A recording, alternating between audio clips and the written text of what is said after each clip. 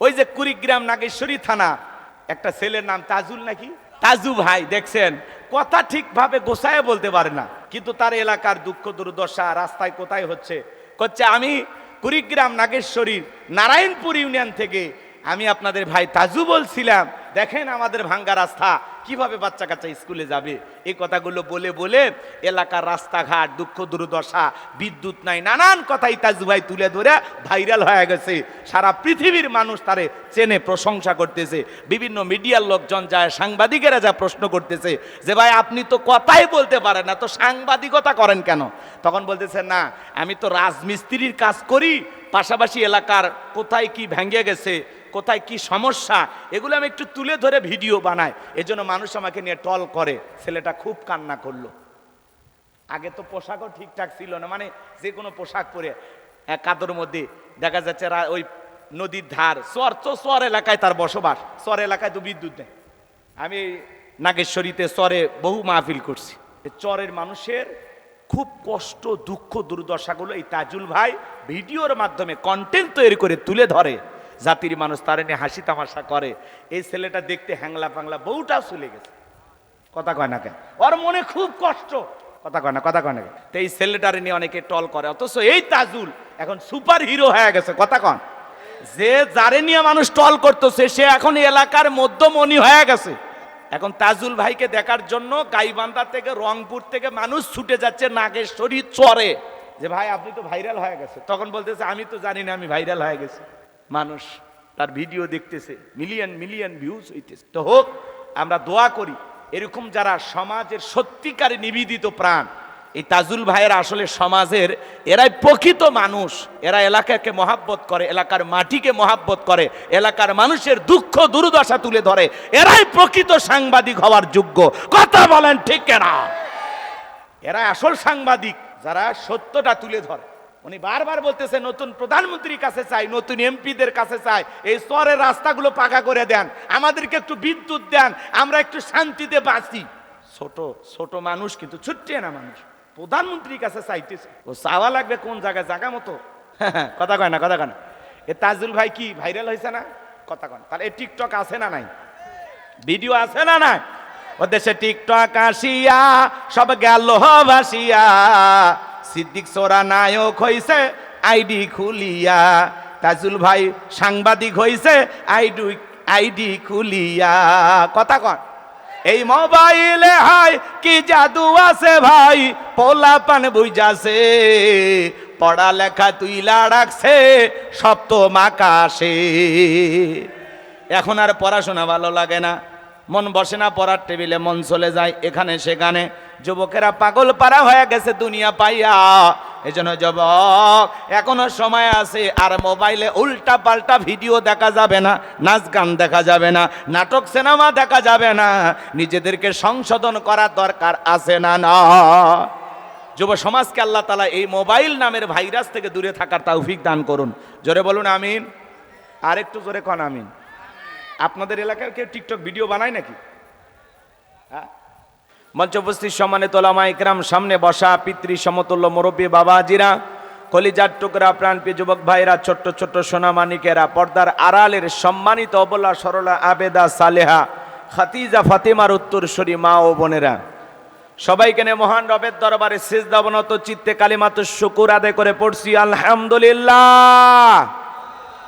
হয় নাই কৃপণতা অলসতা দূর করে মুসলমান হিসাবে সিংহের মতো বাঘের মতো গর্জন করে আল্লাহর দেয়া জবান দ্বারা দুইটা ঠোঁট নাড়ায়া চিৎকার মেরে বলুন আলহামদুলিল্লাহ। পড়ুন রব্বানা লাকাল হামদ হামদান কাসীরান তাইয়িবান মুবারাকান ফি। লক্ষ কোটি দরিদ্র সালাম মানবতার শ্রেষ্ঠ বন্ধু, বিশ্ব নবী, বিশ্ব নেতা, যে নবী আইয়ামে জাহিলিয়াতের যুগে আগমন করে অসভ্য মানুষদেরকে সভ্য বানিয়েছেন, অভদ্র মানুষদেরকে ভদ্র বানিয়েছেন, কোরআন নামের সংবিধান দিয়া, কোরআনের রাজ কায়েম করে সোনালী যুগ উপহার দিয়া মদিনার পাক ভূমিতে শায়িত আছেন সে রাসূলের প্রতি কলিজা ভরা মহাব্বত নিয়ে পড়ছি দরুদ ও সালাম। সকলেই পড়ুন সাল্লাল্লাহু আলাইহি ওয়াসাল্লাম। সম্মানিত ভাইরা, আজকের প্রোগ্রামে আসতে পেরে, বসতে পেরে আপনারা খুশি না বেজা? কারা কারা বেজার দুই হাত তুলে দেখান তো দেখি। মাশাআল্লাহ, রাত অনেক হয়েছে তো ঝোঁকে তালে হয়ে যেতে পারে। আজকের মাহফিলে আসতে পেরে বসতে পেরে কারা কারা খুশি, মুখে নিয়ে হাসি আওয়াজ দেবে বেশি। আল্লাহ নামের এমন একটি স্লোগান দেবেন, এলাকায় যদি কোনো ইসলাম বিরোধী ই পোকা, সার পোকা, তেলা পোকা থাকে, ওদের কলিজায় যেন কম্পন সৃষ্টি হয়, এমন আওয়াজ তুলতে রাজি আছেন যারা? বীর মুসলমানের মতো দুটি হাত টান টান করে তুলে দেখান তো তারা। লিল্লাহে তাকবীর। আল কোরআনের আলো, আল হাদিসের আলো, দুনিয়ার মুসলিম, সারা বিশ্বের মুসলিম, আমার নেতা তোমার নেতা, আমার নেতা তোমার নেতা। লিল্লাহে তাকবীর। আল কোরআনের আলো, আল হাদিসের আলো, দুর্নীতির আলো। হাত নামান। অনেকে ঝোঁকে তালে বলে ফেলেছেন দুর্নীতির আলো ঘরে ঘরে জ্বালো। বাংলাদেশে দুর্নীতি দমন কমিশন আছে না নাই? এরপরে দুর্নীতি কমেছে নাকি ডিজিটাল কাজে বেড়ে চলেছে।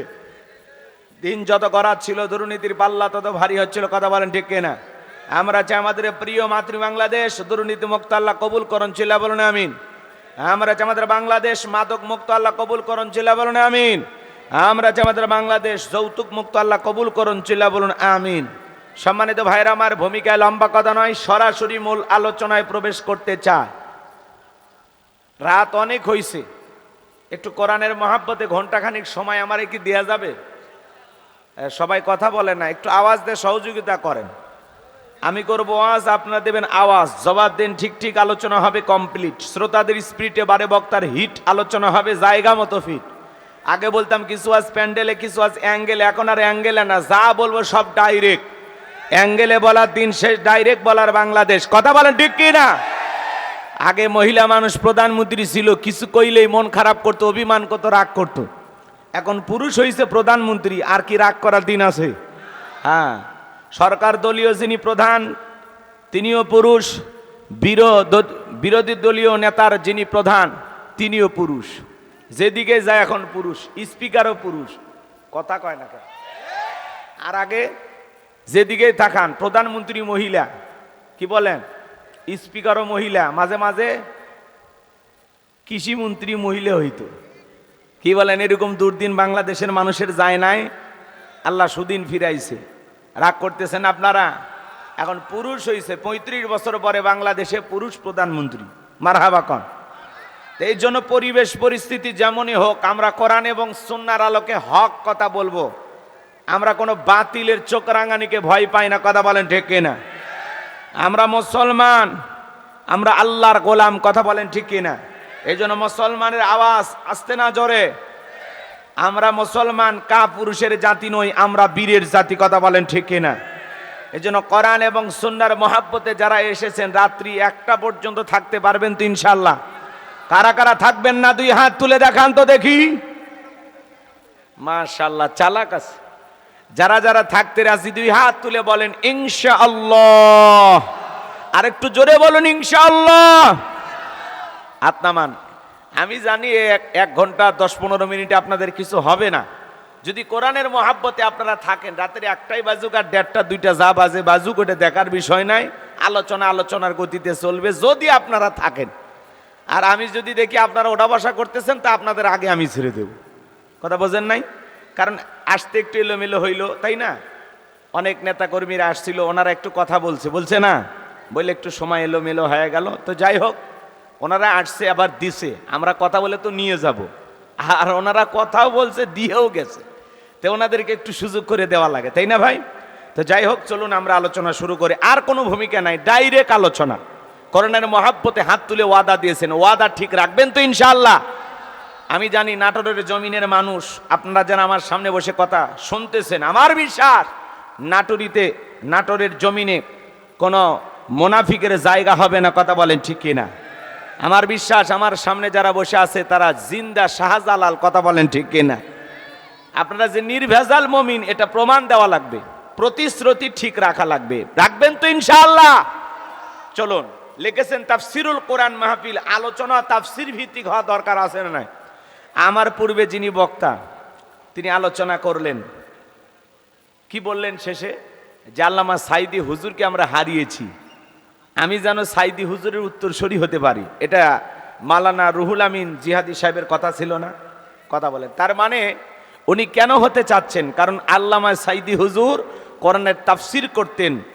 বাংলাদেশের তাফসির জগতের রূপকার, কোরআনের পাখি বলে সারা বাংলাদেশ নয়, পুরো পৃথিবীর মানুষের মন জয় করেছেন। কথা বলে ঠিক কিনা? শুধু কোরআনের তাফসির করার কারণে। তা আমার কোনো জ্ঞান নাই, জ্ঞান দেওয়ার মালিক কে? ক্বালু সুবহানাকা লা ইলমা লানা ইল্লা মা আল্লামতানা ইন্নাকা আনতাল আলিমুল হাকিম। বলুন সুবহানাল্লাহ। আল্লাহর কাছে দয়া করুণা ভিক্ষা চেয়ে আমি আপনাদের সামনে তাফসির করতে পারবো কিনা জানি না, তবে তাফসির করার চেষ্টা করব ইনশাআল্লাহ। আমি কথা বলবো পবিত্র কোরআনুল কারীমের ৩১ নম্বর সূরা। সূরাটির নাম লোকমান। জোরে বলেন কি নাম? লোকমান। মোট আয়াত আছে ৩৪টি, রুকু আছে 4টি। বিশ্বনবীর মক্কার জিন্দেগিতে আল্লাহ রাব্বুল আলামিন এই সূরাটি নাজিল করেছেন। সম্মানিত ভাইরা আমার, আজকে এমন কিছু আলোচনা আমাদের সামনে হওয়া দরকার যেটা আমাদের পারিবারিক জীবনে খুব কাজে লাগবে। প্রত্যেকটা মাহফিলে আমরা যাই আর আমরা চিন্তা ভাবনা করি যে হুজুর সমাজের হইল কি, এ হইছে সে হইছে, নানান কথা। আমাদের একটা যদি ঠিক না থাকে জীবনের কোনো জায়গায় আপনি সুখ মিলাইতে পারবেন না। এই জন্য আমাদের পারিবারিক জীবনটা সুন্দর করা দরকার, আছে না নাই? আচ্ছা আপনারা বলেন তো, আপনারা কি আদর্শ বাবা হতে চান? একটু কথা বলা লাগবে। আপনারা কি আদর্শ বাবা হতে চান? আপনার সন্তানকে মানুষের মতো মানুষ হিসেবে গড়ে তুলতে চান? তাহলে আদর্শ বাবা হবেন কিভাবে? সন্তানকে কিভাবে মানুষের মতো মানুষ বানাবেন? আজকের আলোচনার মাধ্যমে হালকা করে হলেও আমি আপনাদেরকে বোঝানোর চেষ্টা করব ইনশাআল্লাহ। সম্মানিত ভাইরা আমার, মনে রাখবেন, ছাগলের পেট থেকে জন্ম নিলে ওটা ছাগলের বাচ্চা, গরুর পেট থেকে জন্ম নিলে ওটা গরুর বাচ্চা, হাতির পেট থেকে জন্ম নিলে ওইটা হাতির বাচ্চা। কিন্তু মানুষের পেট থেকে জন্ম নিলে ওইটা মানুষের বাচ্চা হয় না, ওকে মানুষের মতো মানুষ হিসেবে গড়ে তুলতে হয়। কথা বলেন ঠিক কিনা? আপনি স্কুলে বলেন আর মাদ্রাসায় বলেন, ছোট ছোট বাচ্চাদেরকে আমাদের অভিভাবকেরা যখন ভর্তি করাইতে নিয়ে যায়, কি বলে? যে স্যার বা হুজুর আমার ছেলেটারে কি বানাবেন? মানুষ বানাবেন। আমার কথা কি বোঝেন? আমার কথা কি বোঝেন? তাহলে একটু হা বলেন ভাই। ছেলেটারে কি বানাবেন? মানুষ বানাবেন। জন্ম নিলে একটা মানুষ মানুষ হয় না। যারা মানুষ হয়ে মানুষকে বোমা নিক্ষেপ করে পৃথিবীর জমিন থেকে বিদায় করে দিচ্ছে, ওটা মানুষের বাচ্চা না। কথা বলেন। যারা মানুষ হয়ে মানুষকে হত্যা করে টুকরো টুকরো করে বস্তাবন্দি করে নদীতে পানিতে লাশটা ভাসিয়ে দিচ্ছে, এটা মানুষ হতে পারে না। কথা বলেন। যে বাপ হয়ে ছেলেকে হত্যা করতেছে, ছেলে হয়ে বাবাকে হত্যা করতেছে, এটা মানুষ হতে পারে না। কথা বলেন ঠিক কি না? রাগ করতেছেন আমার কথা?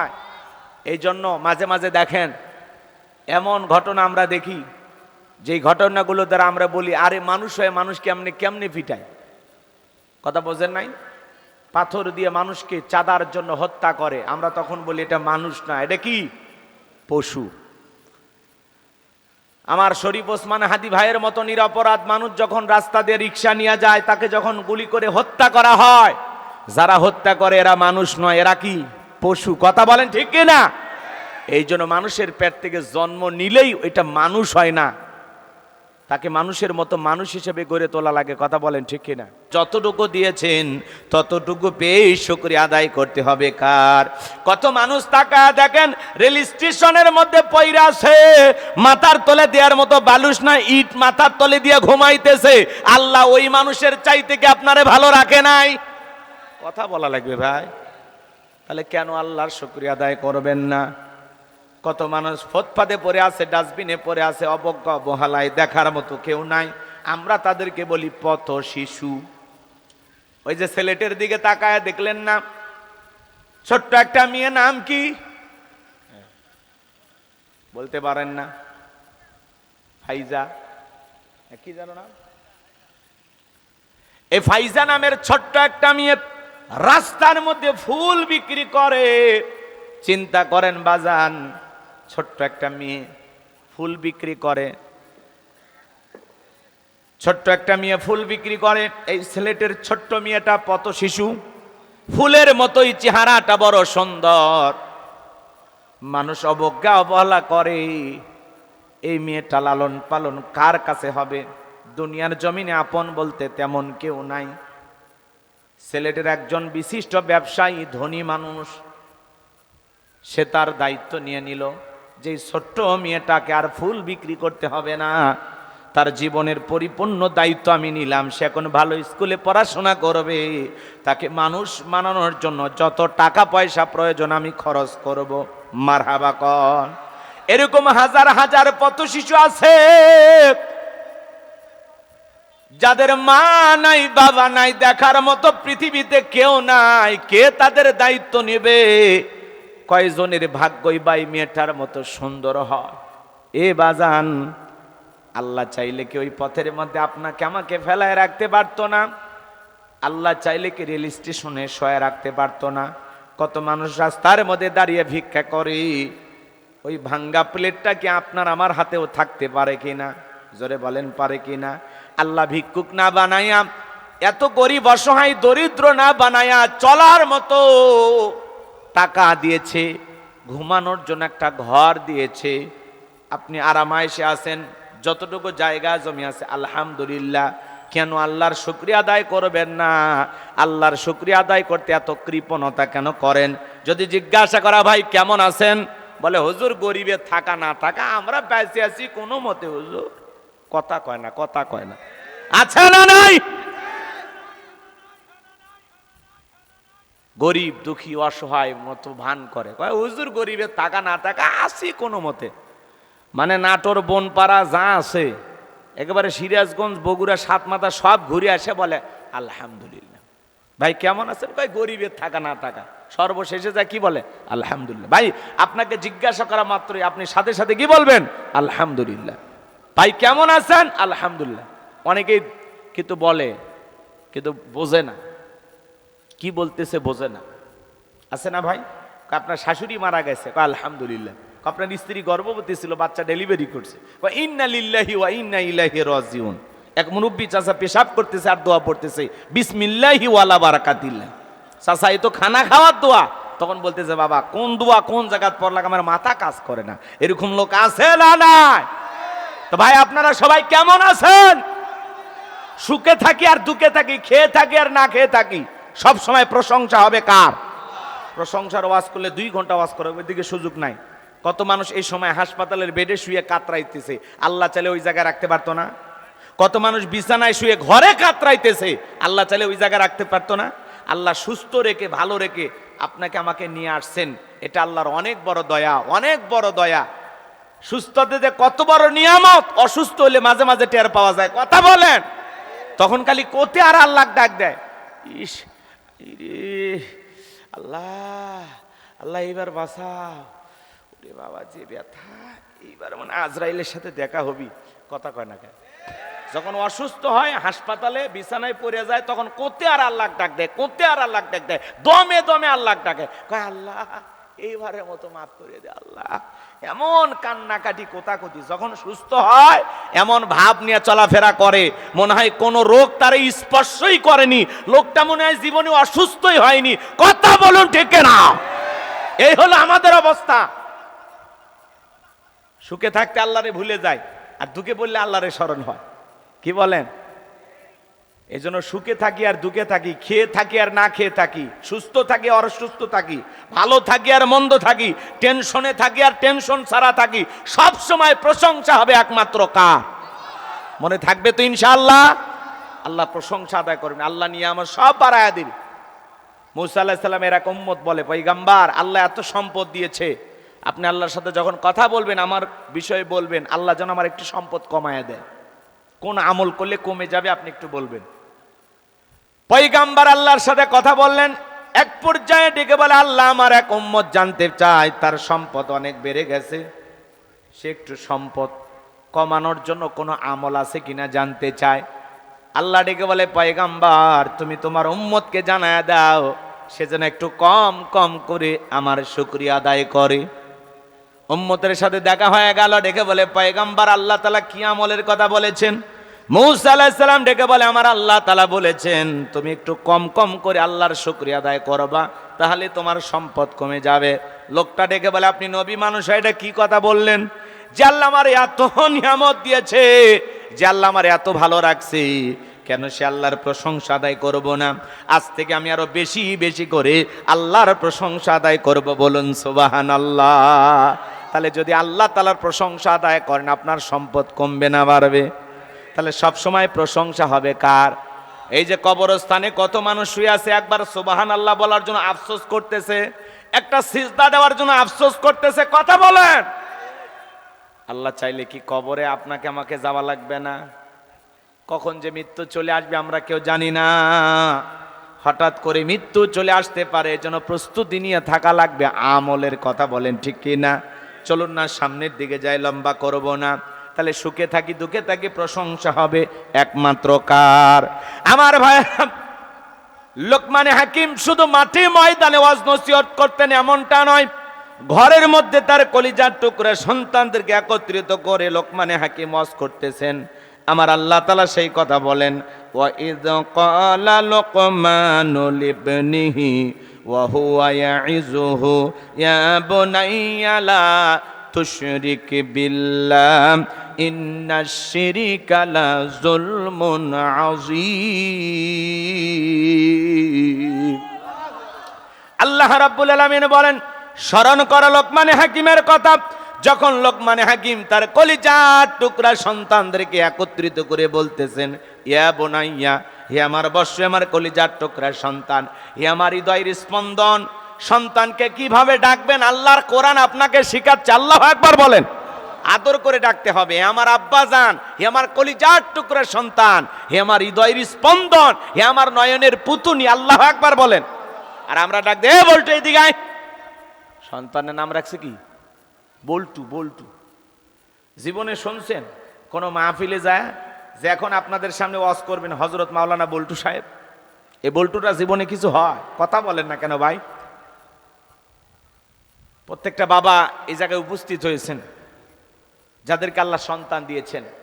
বলেন তো, আপনার সন্তান আপনার কাছে হক পাবে কয়টি? বলতে পারবেন? কথা বলতে পারবেন?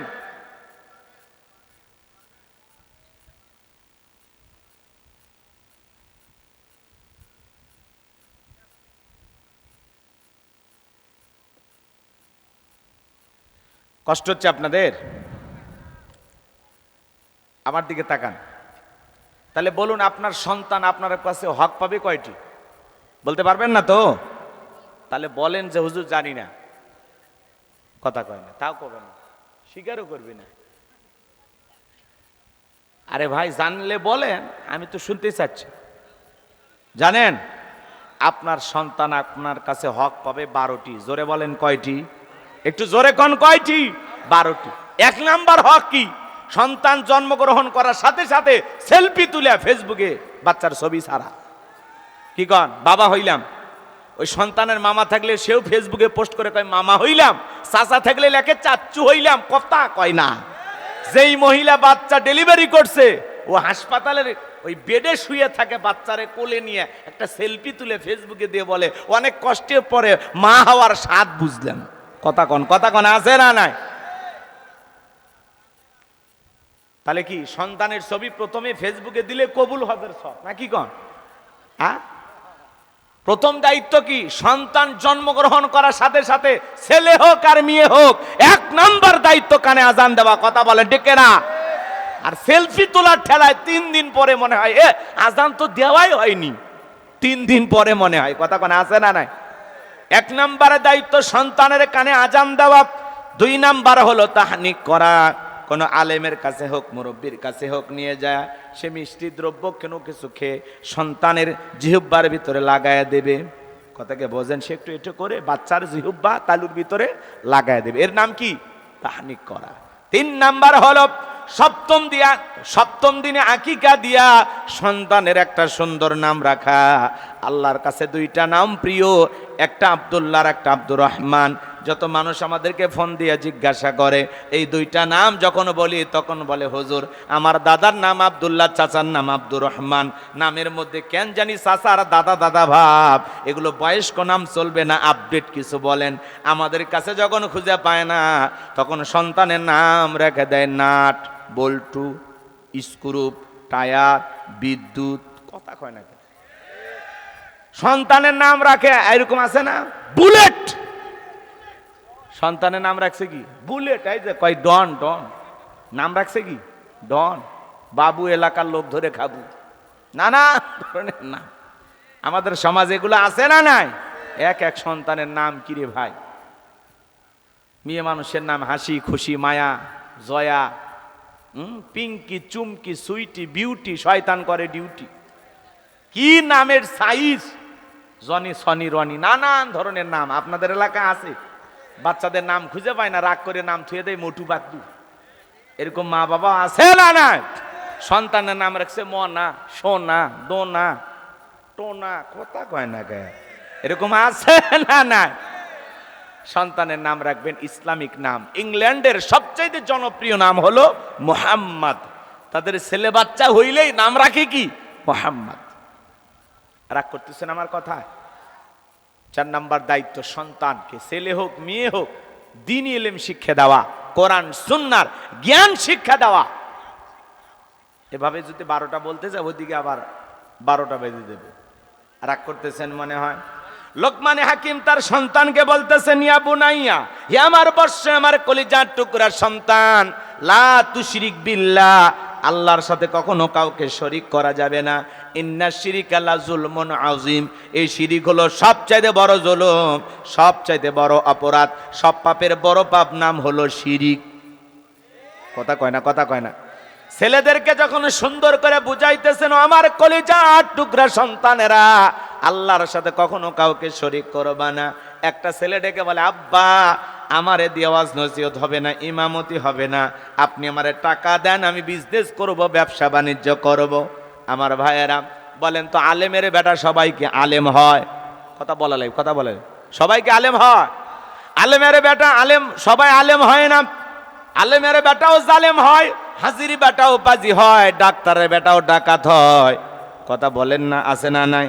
আবার উল্টোটা হয়ে যায়, ডাকাতের ঘরেও ডাক্তার জন্ম হয়, আবার পাজিরি বেটাও হাজি হয়, জালেমের ঘরেও আলেমের পয়দা হয়। কথা কোন ঠিক কি না? আমার ভাইয়ের, আমি যে কথা বলতে চাচ্ছিলাম, ছেলেটা ডেকে বলে, আব্বা আপনি আমার টাকা দেন, আমি বিজনেস করব, ব্যবসা বাণিজ্য করব। লোকমানে হাকিম ডেকে বলে, সন্তান তোমাকে দেওয়ার মতো টাকা তো আমার কাছে নাই, তবে তুমি বারবার যেহেতু চাইতেছো, আমি আমার এক বন্ধুর কাছে টাকা পয়সা একটা দিবে, বসবাস করে, কিন্তু এই বিশাল রাস্তা পাড়ি দিতে গিয়ে তোমার বড় বিপদ হতে পারে, আমি বাবা হয়ে ছেলেকে বিপদে ফেলতে পারবো না। ছেলে বড় না সরভান্দা, ডেকে বলে, আব্বা আপনি শুধু পথের লোকেশনটা, ঠিকানাটা আমাকে বলে দেন, যেভাবেই হোক আমি পৌঁছাবো। লোকমানে হাকিম ডেকে বলে, সন্তান যেহেতু বারবার তুমি যাইতে চাইতেছো, তাহলে শুনে নাও, বাড়ি থেকে যখন বের হয়ে যাইবা, সর্বপ্রথম সলাতুল হাজত 2 রাকাত নামাজ আদায় করবা। ও আমার সন্তান, বাড়ি থেকে বের হওয়ার সময় 2 রাকাত সলাতুল হাজতের নামাজ আদায় করবা। এরপরে পথ চলতে চলতে বিশাল এক মরুভূমি রাস্তা পাড়ি দিতে গিয়ে দেখবা একটা জঙ্গল দেখা যায়, ওই জঙ্গলের ভিতরে ঝর্ণার পানি পড়তেছে, সেখান থেকে প্রয়োজন মোতাবেক পানি পান করবা। খবরদার পিছনে তাকায় দেখলে কিন্তু দেখবা জঙ্গলটা নাই, ভয় পাওয়ার কোনো কারণ নাই। কিছু কিছু কথা সন্তানকে আগেই লোকমানে হাকিম বলে দিলেন, পথের দিক নির্দেশনা দিয়ে দিলেন। এইবার ছেলেটা যখন 2 রাকাত সলাতুল হাজতের নামাজ আদায় করে রওনা করলেন, মরুভূমির বিশাল রাস্তা পাড়ি দিয়ে ক্লান্ত শরীর নিয়ে যখন ঝরনার পানি পান করলেন, প্রয়োজন মোতাবেক পানি নিলেন, সামনে যা পিছনে তাকায় দেখার জঙ্গল দেখা যায় না। এইবার পথ চলতে চলতে দেখেন বিশাল একটা গাছ, মনে চাই গাছের ছায়াশ্রয় নেই, কিন্তু বাবা বলেছে খবরদার গাছের ছায়াশ্রয় নিবি না, নিলে তোর বিপদ হবে। গাছের করে একটা মুরব্বী বৈশা আছে, ডেকে বলে, বাবা এখানে আসো, তোমার কোনো ভয় নাই? ডেকে বলে, না বাবা বলেছে গাছের ছায়াশ্রয় নিলে বিপদ হবে। এইবার ডেকে ডেকে বলে তোমার বাবাকে বলে নাই? চলতি পথে যদি মুরব্বির সাথে দেখা হয়, মুরব্বি যা বলবে তুমি তাই শুনবা। বলে হ্যাঁ বলেছে। তাহলে ভয়ের কোনো কারণ নাই, তুমি আমার কাছে আসো। লোকমান হাকিমের সন্তান যখন গাছের আশ্রয় নিলেন, ক্লান্ত শরীর মুহূর্তের মধ্যে ঘুম চলে আসছে।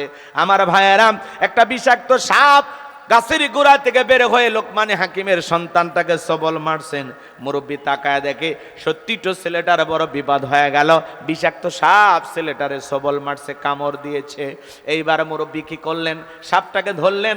লোকমান হাকিমের সন্তানটাকে বিষমুক্ত করার পরে একটা ধারালো অস্ত্র দিয়া সাপটাকে দুইটা টুকরো করলেন। পিছনের অংশ ফেলা দিয়া মাথার অংশটা লোকমান হাকিমের সন্তানের ব্যাগের ভেতরে ঢোকায় রাখলেন। এইবার যখন ঘুম থেকে জাগ্রত হয়েছে, ডেকে বলে বাবা, সত্যি তোমার বড় বিপদ হয়েছিল। গাছের গোড়া থেকে একটা সাপ বের হয়ে তোমাকে সবল মেরেছিল, আর ভয়ের কোনো কারণ নাই, আমি তোমাকে বিষমুক্ত করে দিয়েছি। বাবা আগেই বলে দিয়েছে বিপদের আগে আর পরে 2 রাকাত করে সালাতুল হাজতের নামাজ আদায় করবা। এইবার লোকমান হাকিমের সন্তান নামাজ আদায় করে ডেকে বলে মুরব্বি, ওই জনবসতি এলাকায় গিয়ে বাবার পরিচয় দিলে তারা সেই দ্বীপের রাস্তা দেখায় দিবে, আমি ওখানে যেতে চাই। মুরব্বি ডেকে বলে বাবা, তোমার যদি আপত্তি না থাকে আমি তোমার সঙ্গী হতে চাই। বলে আমার কোনো আপত্তি নাই। এইবার মুরব্বিকে সঙ্গে নিয়ে ওই জনবসতি এলাকায় গিয়ে যখন বাবার পরিচয় দিয়েছেন, আমি লোকমান হাকিমের ছেলে, সবাই আদর করতে লাগলেন, মহব্বত ভালোবাসা দেখাইতে লাগলেন। কেউ থাকার জায়গা দেয়, কেউ খাবার ব্যবস্থা করে দেয়। আদর আর মহব্বতে মানুষ মনে হয় মাথায় তুলে নাচতেছে। মারহাবা কোন? বাবার কারণে। কার কারণে? বাবার কারণে। আপনারাই বলুন, আল্লামা সাইদি হুজুরের সন্তান যদি আপনাদের নাটোরে আসে, ভালোবাসা দেবেন কিনা বলেন? বাবার কারণে ছেলেকে মহব্বত করবেন, কথা বলেন ঠিক কিনা?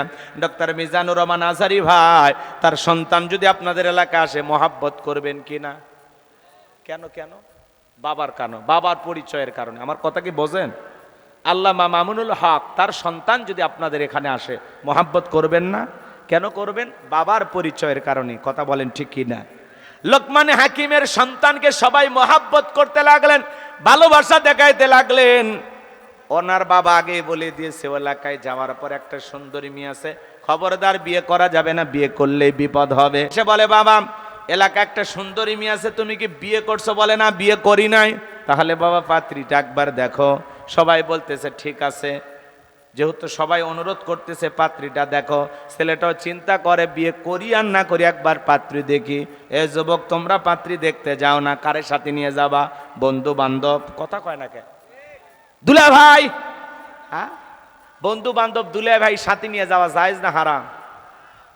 নিয়ে যাইতে পারবা, ওই বাড়ি পর্যন্ত নিয়ে যাইতে পারবা, কিন্তু যেখানে পাত্রী দেখার আয়োজন হবে, ওই ঘরের ভিতরে দুলা ভাই বা বন্ধুকে প্রবেশ করানো যাবে না।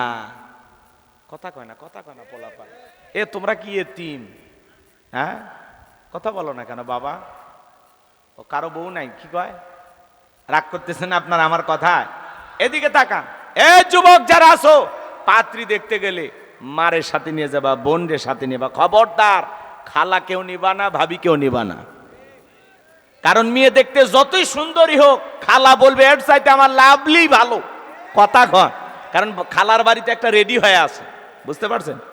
মেয়ে দেখতে যতই সুন্দরী হোক, ভাবি চাইবে তার চাইতে কম সুন্দরী যেন এই বাড়ির বউ হয়। ভাবির চাইতে বেশি সুন্দরী হলে ভাবির কদর থাকবে। কথা কি বুঝছেন? তার মানে এই দুই নারীর ভিতরে কি আছে? ভেজাল আছে। মারের সাথে নেওয়া লাগবে। মা চাইবে আমার ছেলের বউটা যেন চাঁদের মতো সুন্দরী হয়। আপনার বোন চাইবে আমার ভাইয়ের যেন একটা মনের মতো ভাবি হয়। কথা কন ঠিক কিনা? এই দুই মহিলার মধ্যে ভেজাল নাই। তাহলে পাত্রী দেখতে গেলে মা আর বোনকে সাথে নিয়ে যাবেন। কারের সাথে নিয়ে যাবেন? খবরদার, দুলা ভাই বন্ধু বান্ধব নিয়ে যাওয়া জায়েজ নাই। মনে থাকবে তো ইনশাআল্লাহ? কথা কন, মনে থাকবে তো ইনশাআল্লাহ? আমার ভাইয়েরা, এইবার সবাই মিলে লোকমান হাকিমের সন্তানকে নিয়ে যায় পাত্রী দেখার ব্যবস্থা করে দিল। মেয়েটা দেখতে এতটাই সুন্দরী ছিল, সেই সময়ের বিশ্ব সুন্দরী বললে ভুল হবে না। এক পলক দেখার মাত্রই লোকমান হাকিমের ছেলে মনে মনে ভাবতেছে, বিয়ে যদি করি এই মেয়েকে করব। মেয়েটা এতই সুন্দরী, সেই সময়ের সবচেয়ে বেশি সুন্দরী নারী ছিল। এইবার মুরব্বীরা ডেকে বলে বাবা পাত্রী কেমন দেখলে? কয় মাশাআল্লাহ, আমি আমার পছন্দ হয়ে গেছে। তো বাবা তোমার যখন পছন্দ হয়ে গেছে বিয়ে করবা, বলে হ্যাঁ বিয়ে করব। তখন বলতেছে বাবা মেয়ের একটা গোপন সমস্যা আছে, তুমি লোকমান হাকিমের ছেলে, তোমার কাছে কেমনে বিষয়টা গোপন রাখি, ওপেন করে দেই? আচ্ছা বলেন তো, পাত্রী দেখতে গেলে আশেপাশে খোঁজ খবর নেন না অমুকের মেয়েটা কেমন? তখন বলে ও অমুকের মেয়ে দেখতে আসছেন, ও তো 7 দিন আগে কক্সবাজারে থেকে একটা আইফোন নিয়ে আসছে। কথা কয় না, কথা কয় না, আছে না না? হ্যাঁ, এলাকার লোক সব তথ্য দিয়ে দেয়।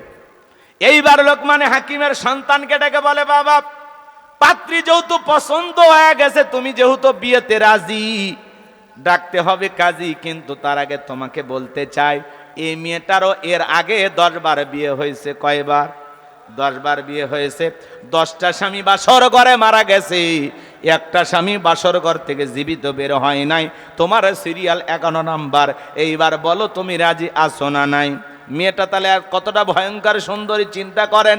10টা স্বামী বাসর ঘরে মারা গেছে, লোকমান হাকিমের সন্তানের পছন্দ হয়ে গেছে, মেয়েটাকে বিবাহ করতে চায়। পুরো ঘটনাটা কি বলবো, আপনারা কে শুনবেন? বলেন শুনবেন? কারা কারা একটু হাত তুলে দেখান, লিল্লাহে তাকবীর। তাহলে লোকমান হাকিম ছেলেদেরকে ডেকে বলতেছেন, ইয়া বুনাইয়া লা তুশরিকি বিল্লাহ, হে আমার বর্ষ, আমার কলিজার টুকরা সন্তানেরা, লা তুশরিক বিল্লাহ, আল্লাহর সাথে কখনো কাউকে শরীক করা যাবে না। ইন্না শিরিকা লা যুলমুন আযীম, এই শিরিক হলো সবচেয়ে বড় জুলুম, সবচেয়ে বড় অপরাধ, সব পাপের বড় পাপ নাম হলো শিরিক। বড় শিরিকগুলোকে শিরিকে আকবর বলা হয়, ছোট শিরিকগুলোকে শিরিকে আসগর বলা হয়। আমাদের সমাজে প্রচলিত অনেক শিরিক আছে বাজান গো আমার। বলেন তো মাজারে সেজদা দেওয়া কি? এ জোরে কয় না গো। মাজারে সিজদা দেওয়া শিরিক, নেতার পায়ে সিজদা দেওয়া শিরিক, পীরের পায়ে সিজদা দেওয়া শিরিক। এই মাথা আল্লাহ ছাড়া পৃথিবীর আর কারো কাছে নত করা যাবে না। মুসলমানের মাথা মাজারে নত হবে না, মুসলমানের মাথা নত হবে মসজিদে। ইয়্যাকা না'বুদু ওয়া ইয়্যাকা নাস্তাঈন, আমরা তোমার ইবাদত করি, তোমার গোলামি করি, সাহায্য তোমার কাছে চাই। যদি কিছু চাওয়া লাগে পীরের কাছে, মাজারে নাকি আল্লাহর কাছে? আপনি মাজারে যা সিজদা দিয়ে কি চান? হ্যাঁ, আপনি পীরের কাছে সিজদা দিয়ে কি চান?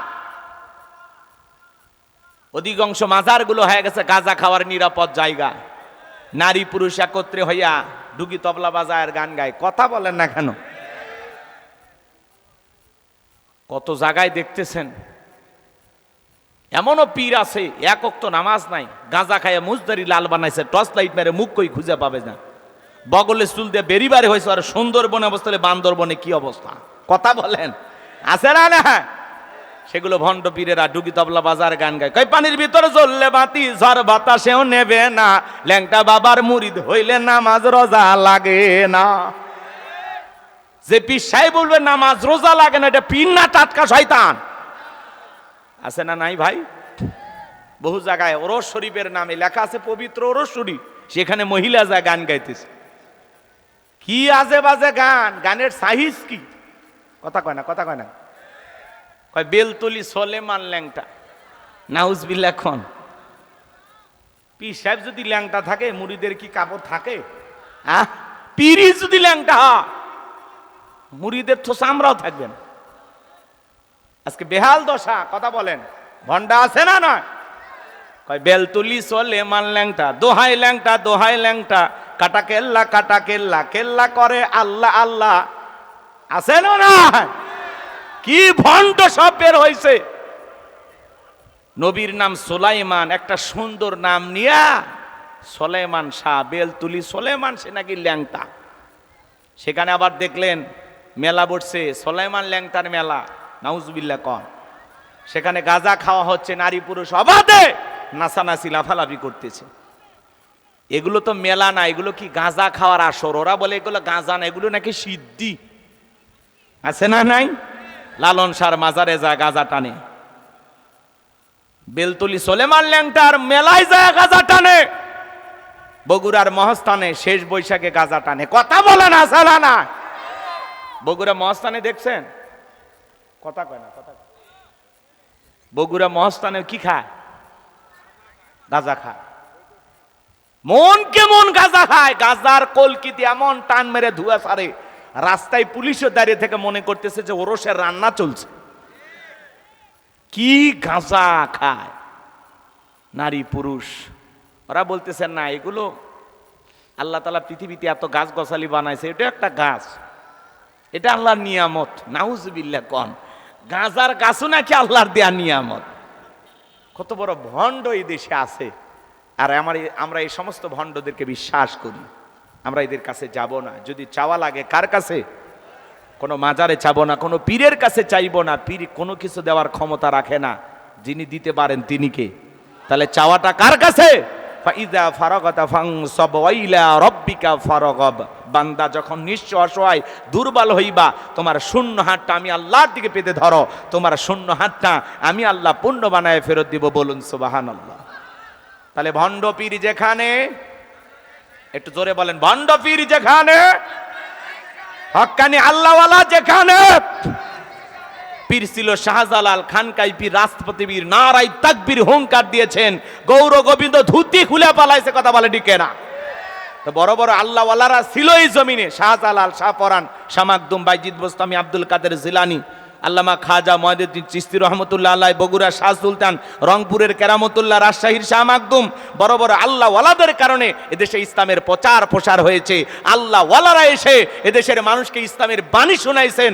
আল্লাহ ওয়ালা নিঃসন্দেহে ভালো জিনিস। আল্লাহ বলেন ওয়াকুনু মাস সাদিকিন, তোমরা সত্যবাদীদের সঙ্গী হও। সেই পীরের পা থেকে মাথা পর্যন্ত নবীর সুন্নাত দিয়ে ঢাকা, যার চেহারার দিকে তাকাইলে আল্লাহর কথা স্মরণ হয়। যে পীর নিজের ইমামতিতে মুরিদদেরকে নিয়ে নামাজ আদায় করে, ওইটা হলো পীর। কথা বলেন ঠিক কিনা? আর যে সমস্ত ভণ্ডরা নারী পুরুষ একত্রে হয়, জিকির করে, ঢুকি তবলা বাজায়, ঢাক ঢোলক বাজায়, এরা কখনো পীর হতে পারে না। এরা টাটকা শয়তান। কথা বলেন ঠিক কিনা? এরা জিকিরের নামে, সামাগাওয়ার নামে ভণ্ডামি গায়। কথা বলেন। কত ভণ্ড বের হয়েছে আপনাদের এলাকা। অবশ্য নাটোরে অবশ্য এরকম মাজার নাই। আরে না, এদিকে ভণ্ড নাই, এদিকেও গান গায়, ডুগি তবলা বাজায়। হ্যাঁ, আহা আস্তাগফিরুল্লাহ। এই সমস্ত লোকদের কাছে যাবেন না, এদের কাছ থেকে দূরে থাকবেন। আল্লাহ হেদায়েত দান করেন। বলতে গেলে অনেক কথা বলা যায়, কষ্ট হচ্ছে নাকি আপনাদের? তাহলে মাজারে সিজদা দেওয়া শিরিক, পীরের পায়ে সিজদা দেওয়া শিরিক, নেতার পায়ে সিজদা দেওয়া শিরিক। আল্লাহ ছাড়া এই মাথা পৃথিবীর কারো কাছে নত করা যাবে?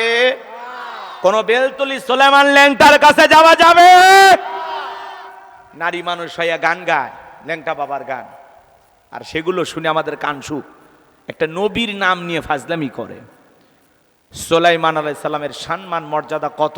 আল্লাহ এমন বাদশাহী তারে দিয়েছিলেন যা তারপরে পৃথিবীতে আর কোনো নবীকে দেওয়া হয়নি। সুবহানাল্লাহ কোন। সেই নবীর নাম নিয়া ল্যাংটা বাবার গান গাইতেছে, প্রত্যেকটা কথার মধ্যে শিরিক। কথা বলে ঠিক কিনা? এগুলো গান না, এগুলো হলো মানুষকে মূর্খ বানাচ্ছে, মানুষকে বিপদগামী বানাচ্ছে। এগুলো গানের মাধ্যমে মানুষকে শিরিকের দিকে ধাপিত করা হচ্ছে। কথা বলে ঠিক কিনা? ঈমান আর শিরিক এক জায়গায় থাকতে পারে? এক জায়গায় থাকতে পারে? আমার দিকে তাকান বন্ধুগণ আমার। এরপরে শনিবার মঙ্গলবার বিয়ে করা হয় না, এগুলো দিন শুভ না, এগুলো ধারণা করা যাবে না। সন্ধ্যাবেলায় শ্রমিককে টাকা দিতে চায় না ধনী মানুষ। কেন? কয় ধনী যদি আজকে সন্ধ্যাবেলায় শ্রমিককে টাকা দেয়, তাহলে নাকি ধনী কি হয়ে যাবে? গরিব হয়ে যাবে। আছে না নাই? হাত চুলকাইলে নাকি টাকা আসে, ওরে বান্ধেন 3 দিন হাত দুটা খুলে রাখেন, চুলকে চামড়া উঠে যাবে, তবুও টাকা আসবে না। এগুলো ধারণা করা শিরিক। জমজ কলা খালে জমজ বাচ্চা হয় ভালো। যেই মহিলার বাচ্চা হয় না, বাজারে সব জমজ কলা খাওয়ায় দেন, চাও যদি আল্লাহ তাআলা 2-1টা দেয়। আর জমজ কলা খালে যদি জমজ বাচ্চা হয়, 2বারে কষ্ট 1বারে হলো, মাঝখানে সেজারের টাকাটা বেঁচে গেল। কথা বলেন ঠিক না আমার ভাইয়েরা? এরপরে নতুন বউ চা বানাতে গিয়ে কাপটা ভরে বুঝি ভাঙ্গে যায়, কয় অলক্ষণে বউ বাড়িতে আসছে। আছে না নাই? একটা চায়ের কাপের সাথে মানুষকে অলক্ষণ কুলক্ষণ কোনো কিছু বলা যাবে না।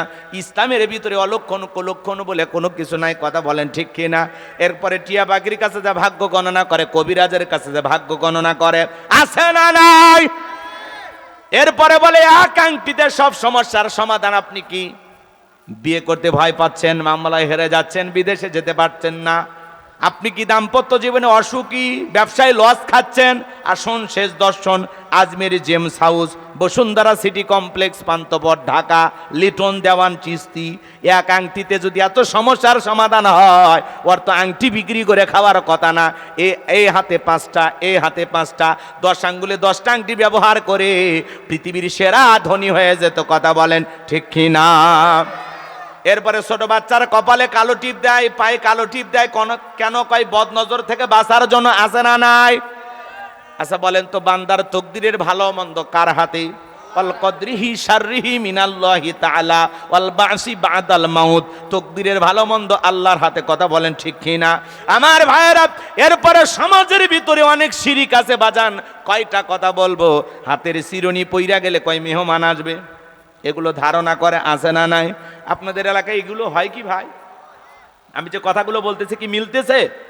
এদিকে তাকান বাজান, সমাজে আরো প্রচলিত শিরিক আছে। নেতাদের পক্ষ থেকে কিছু শিরিকের স্লোগান দেওয়া হয়, কয় ধর্ম যার যার, উৎসব সবার। এরকম একটা হাইব্রিড স্লোগান দেওয়া হয়। মনে রাখবেন, এটা ঈমান ধ্বংস করা স্লোগান। ধর্ম যার, উৎসব তার। কথা বলে না কেন?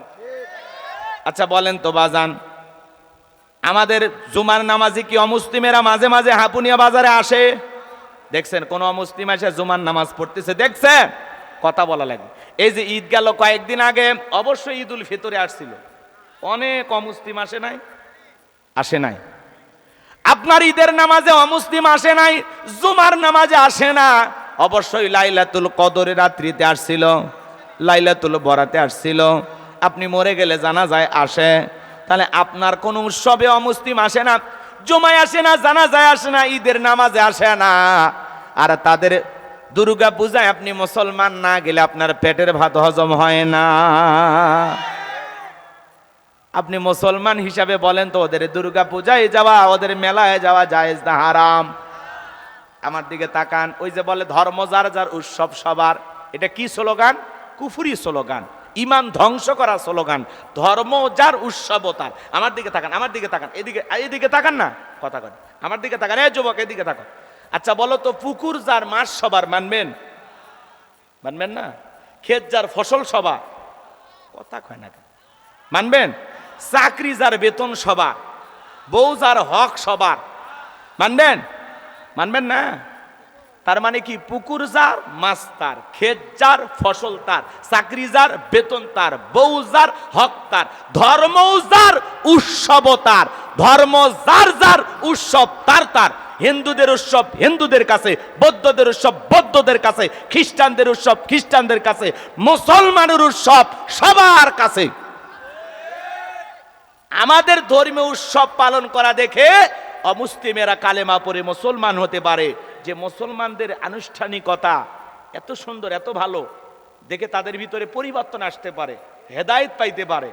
আমাদের দেখে তারা শিখবে। কিন্তু যেখানে দুর্গা পূজায় প্রতিমা বানাইয়া আল্লাহর সাথে ডাইরেক্ট শিরিক করা হচ্ছে, সেখানে কোনো মুসলমান যেতে পারে না। ওখানে যখন তখন আল্লাহর গজব পড়তে পারে। কথা বলে ঠিক না? এই জন্য দুর্গা পূজার মেলায় যাওয়া মুসলমানের জন্য জায়েজ না হারাম। এরপরে এক শ্রেণীর মানুষ দেখবেন বউ বাচ্চা নিয়ে মোটর সাইকেল নিয়ে যাইতেছে, আর কয় হুজুরে হলে ওয়াজ করে, ওগুলো শুনে লাভ আছে? মেয়েটা কান্নাকাটি করতেছে, বউ বাচ্চা কান্নাকাটি করতেছে, তখন কি করে? বউ বাচ্চার সাথে নিয়ে যায় আর গান গায়, মেলায় যাই রে, মেলায় যাই রে। আছে না? না। হুজুর এতই বুঝাইলো, ইমাম সাহেব বুঝাইলো, কিন্তু তারপরে মেলায় যায়। তখন বলতেছে, ভাই আপনি হিন্দুদের মেলায় কেন গেলেন? যাওয়া তো জায়েজ না হারাম? একদিনে না মেলায় গেছি, যায় কি আমি হিন্দু হয়ে গেলাম? এই ঠেটারে বুঝাবে কি? এরকম ঠেটা লোক আছে না, না ঘাড় বেকা? আপনারা কি বলেন? আমার ভাষা কি বোঝেন? যারা কথা শোনে না এদেরকে কি বলেন? ঠেটা না? রাগ করতেছেন মনে হয়। আমার ভাইয়েরা, এই জন্য পরিষ্কার ভাবে কথা মনে রাখবেন, অমুসলিমদের নিরাপত্তা দেওয়া আমাদের দায়িত্ব। কথা কয় না? মায়ের কোলে শিশু যেমন নিরাপদ, ডিমের ভিতরে কুসুম যতটা নিরাপদ, মুসলমানেরা যে জনপদে সরকার থাকবে, রাষ্ট্রপ্রধান থাকবে, অমুসলিমদের তার চাইতে বেশি নিরাপত্তা দিয়ে রাখা লাগবে। তাদের নিরাপত্তা নিশ্চিত করা দায়িত্ব, তাদের শিক্ষা, বাসস্থান, চিকিৎসার জন্য দায়িত্ব নেওয়া লাগবে। কথা বলেন। শুধুমাত্র তালে তাল মিলায়া পূজা করা যাবে না। এমন নেতা আছে কয়টা ভোটের জন্য যায় বলে প্রণাম, আছে না নাই? এমন নেতা আছে যায় প্রসাদ গায়, আবার বলে মাঝে মাঝে আপনার মায়ের কাছে একটু আমার জন্য চাইবেন। যে মুসলমান আল্লাহ রাব্বুল আলামিন দেওয়ার জন্য বসে আছে, আল্লাহকে বাদ দিয়া প্রতিমার কাছে চায়, এর চাইতে বড় অকৃতজ্ঞ বান্দা আল্লাহর জমিনে আর কেউ হতে পারে না। কথা বলেন ঠিক কিনা? তাহলে মুসলমানের জন্য পূজার মেলায় যাওয়া জায়েজ না হারাম? কি দায়িত্ব আপনার? রাষ্ট্রের দায়িত্ব নিরাপত্তা নিশ্চিত করা। আমার দিকে তাকান, ছোট্ট একটা হাদিস আপনাদেরকে শোনাই। নবীজি আমার সাহাবা ইকরামদেরকে ডেকে বলেন, আমার সাহাবীরা, একজন ব্যক্তি একটা মাছি মেরে জাহান্নামে চলে গেল, আর একজন ব্যক্তি একটা মাছি না মেরে জান্নাতে চলে গেল। সাহাবা ইকরাম দেখে বলেন, নবী গো, ঘটনা কি আমরা বুঝতে পারলাম না। নবী তখন ডেকে বলে, তাহলে শোনো, এক দেশে এক জালেম বাদশা ছিল। ওই জালেম বাদশা রাস্তার মনে মনে প্রতিমা বানায় রাখছে। বাদশার নিয়ম হলো, যত মানুষ ওই রাস্তাতে হেঁটে যাবে প্রতিমার নামে কিছু না কিছু দিয়ে যাওয়া লাগবে। ইমানদার চিন্তা করলো, ওই রাস্তাতে হেঁটে যাচ্ছে একজন ইমানদার, তারে যখন জিজ্ঞাসা করা হলো প্রতিমার নামে কিছু দিয়ে যাও, ইমানদার ডেকে বলে, ভাই দেওয়ার মতো আমার কাছে কোনো কিছু নাই। জালেম বাদশার লোকেরা ডেকে বলে, ওই যে প্রতিমার নাকি ঢুকায় থাকে একটা মাছি, ওই একটা মাছি মেরে যদি প্রতিমার নামে নিরাপদে চলে যাও, তোমাকে আমরা কোনো বাধা দেব না। ইমানদার চিন্তা করলো, মাছি মারলে কি এমন একটা অপরাধ হবে? একটা প্রতিমার নাকে ঢোকায় থাকা একটা মাছি মেরে লোকটা নিরাপদে চলে গেল। কিছুদিন পরে আর একজন ইমানদার হেঁটে যায়, জালেম বাদশার লোকেরা ডেকে বলে, প্রতিমার নামে কিছু দিয়ে যাও। ইমানদার ডেকে বলে, না না, প্রতিমার নামে কোনো কিছু দেওয়া শিরিক, আমি মুসলমান দিতে পারবো না। আল্লাহু আকবার বলেন। জালেম বাদশার লোকেরা ডেকে বলে, শোনো, দেওয়ার মতো যদি কোনো কিছুই না থাকে, কয়েকদিন আগে তোমার মতো একজন মুসলমানকে আমরা অফার করেছিলাম, তোমাকেও সেই একই সুযোগ দিলাম। ওই যে প্রতিমার নাকে ঢোকায় থাকা মাছি, সেখান থেকে একটা মাছি মেরে তুমি নিরাপদে চলে যাও। ইমানদার চিন্তা করলো, মাছি মারলে কি এমন অপরাধ হবে? এই কথা ভেবে ইমানদার যে নিরাপদে মাছি মেরে চলে গেছে, একই প্রস্তাব যখন এই ইমানদারকে দেওয়া হলো, সে তখন বলতেছে, কোন ইমানদার কি করেছে ওইটা আমি দেখতে চাই না, আমি মুসলমান, প্রতিমার নামে একটা মাছি মারার মতো সামান্য শিরিক আমি করব না। জালেম বাদশার লোকেরা ডেকে বলে, শোনো, খামাকা ঝামেলা করতে চাই না, হয় প্রতিমার নামে একটা মাছি মারবা, না হলে বাদশার নিয়ম অনুযায়ী এক কোপে দেহ থেকে কাল্লাটা ফেলে দেব। ইমানদার ডেকে বলে, ভাই কাল্লা দিতে রাজি, আল্লাহ দিতে রাজি নাই, বলুন আল্লাহু আকবার। এইবার জালেম বাদশার লোকেরা ডেকে বলে, শেষবারের মতো বলতেছি, হয় প্রতিমার নামে একটা মাছি মারবা, না হলে এক কোপে কাল্লা ফেলে দেব। ইমানদার ডেকে বলে, শেষবার কেন, 1000 বার কোটি বার বললে জবাব একটাই, আমি কাল্লা দিতে রাজি, মাছি মেরে আল্লাহর সাথে শিরিক করতে রাজি নাই। জালেম বাদশার লোকেরা এক কোপে দেহ থেকে কাল্লাটা ফেলে দিলেন। আমার নবী ডেকে বলেন, যে ব্যক্তি মাছি মেরে নিরাপদে চলে গেল, ও মাছি মেরে নিরাপদে যায় না, নিজেকে জাহান্নামে নিয়ে গেল।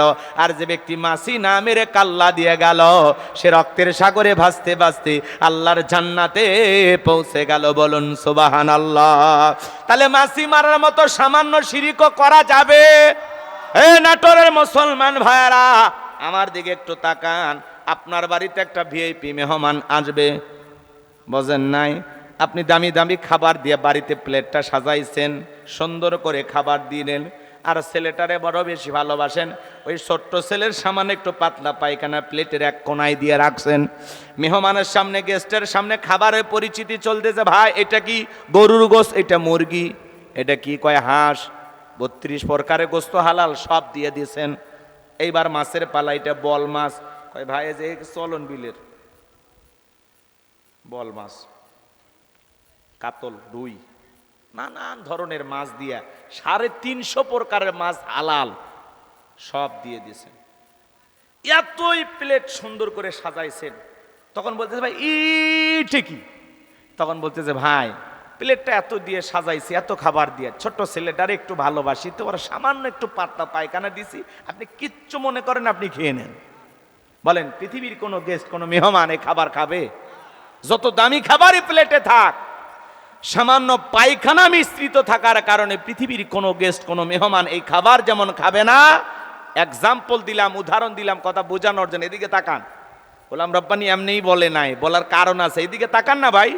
মনে করেন আপনার আমলের একটা প্লেট আছে, এই প্লেটের নামাজ আছে, রোজা আছে, হজ আছে, জাকাত আছে, ভালো ভালো আমল দিয়া আপনার আমলের প্লেটটা সাজানো আছে। কিন্তু এই প্লেটের ভিতরে যদি সামান্য শিরিক মিশ্রিত থাকে, ওই শিরিক মিশ্রিত থাকার কারণে আপনার সমস্ত ভালো আমলগুলো বরবাদ হয়ে যাবে। কথা বলেন ঠিক কিনা? শিরিক মিশ্রিত থাকার কারণে আপনার সমস্ত আমলগুলো শেষ হয়ে যাবে। কথা বলেন ঠিক কিনা? তার মানে কি বুঝলেন? আলোচনা কি বুঝতে পারছেন? তাহলে মুসলমান হিসাবে বলেন তো শিরিক করা যাবে? হ্যাঁ, আল্লাহ যেন আমাদের সবাইকে শিরিক মুক্ত ঈমান দান করেন। চিল্লায় কোন আমিন। শিরিক মুক্ত আল্লাহ আমল করা তৌফিক দান করেন। চিল্লায় কোন আমিন। আমার এই আয়াতটাকে আমি আপনাদেরকে বুঝাইতে পারছি? কথা কয় না, বুঝতে পারছেন? এইবার আমার দিকে তাকান। আল্লাহ তাআলার সাথে যখন লোকমানে হাকিম তার সন্তানকে পরিচয় করা দিলেন, ইয়া বুনাইয়া, হে আমার বৎস, লা তুশরিক বিল্লাহ, আল্লাহর সাথে শিরিক করো না, আল্লাহর সমকক্ষ কাউকে স্থির করো না। ইন্না শিরিকা লা যুলমুন আযীম, এই শিরিক হলো সবচাইতে বড় জুলুম, সবচাইতে অপরাধ, সব পাপের বড় পাপ। কথা কয় না, কথা কয় না। পাপের যদি তালিকা করেন, গুনাহের যদি তালিকা করেন, এক নাম্বারটা কি? শিরিক, আল্লাহর সাথে শিরিক করা। এটা হলো পাপের জগতের সেরা পাপ। আমার দিকে তাকান। কথা কয় না, তাকাইছেন? আমার ভাইয়েরা দেখেন, এই দিকে খেয়াল করেন। আমার আল্লাহ ডেকে বলে, লোকমানে হাকিম, তুমি তোমার সন্তানদেরকে আমার সাথে পরিচয় করায় দিলা, আমি আল্লাহ বড় খুশি হয়ে গেলাম। এইবার আমার দায়িত্ব তোমার সন্তানদের সাথে তোমার পরিচয় করায় দেওয়া। এই জন্য আল্লাহ রাব্বুল আলামিন পরের আয়াতে সুন্দর করে পিতামাতার কথা বলেছেন। আমার আল্লাহ রাব্বুল আলামিন বলেন, ওয়াওয়াসাইনাল ইনসানা বিওয়ালিদাইহি হামালাতুহু উম্মুহু ওয়াহানান আলা ওয়াহানিন ওয়া ফিসালুহু ফি আমাইনি আনিশকুরলি ওয়ালিওয়ালিদাইক ইলাইয়াল মাসির। আর একটু জোরে কোন আল্লাহু আকবার। আমার আল্লাহ রাব্বুল আলামিন বলেন, আমি তো মানুষকে নির্দেশ দিয়েছি তারা যেন মাতা পিতার সাথে সদাচরণ করে, উত্তম ব্যবহার করে। কারণ হলো তার মা কষ্টের পর কষ্ট সহ্য করে সন্তানটাকে গর্ভ ধারণ করেছে, 2-2.5 বছর বুকের দুধ পান করাইছে। সুতরাং আমার প্রতি মাতা পিতার প্রতি কৃতজ্ঞ হও। তোমরা সবাই আমি আল্লাহর দিকে প্রত্যাবর্তন করবা। এই জায়গায় পিতা মাতার ওয়াজ করে বুঝাইতেছেন তিনি কে? এই জায়গায় আল্লাহ বলতেছেন পিতা মাতার ওয়াজ।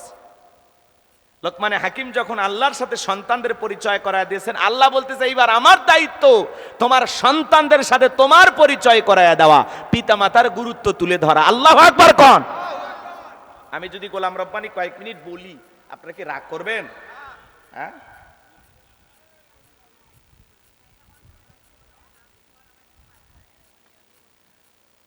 যুবকদের অনেক কষ্ট হচ্ছে আপনাদের? আচ্ছা, মাতা পিতা আমাদের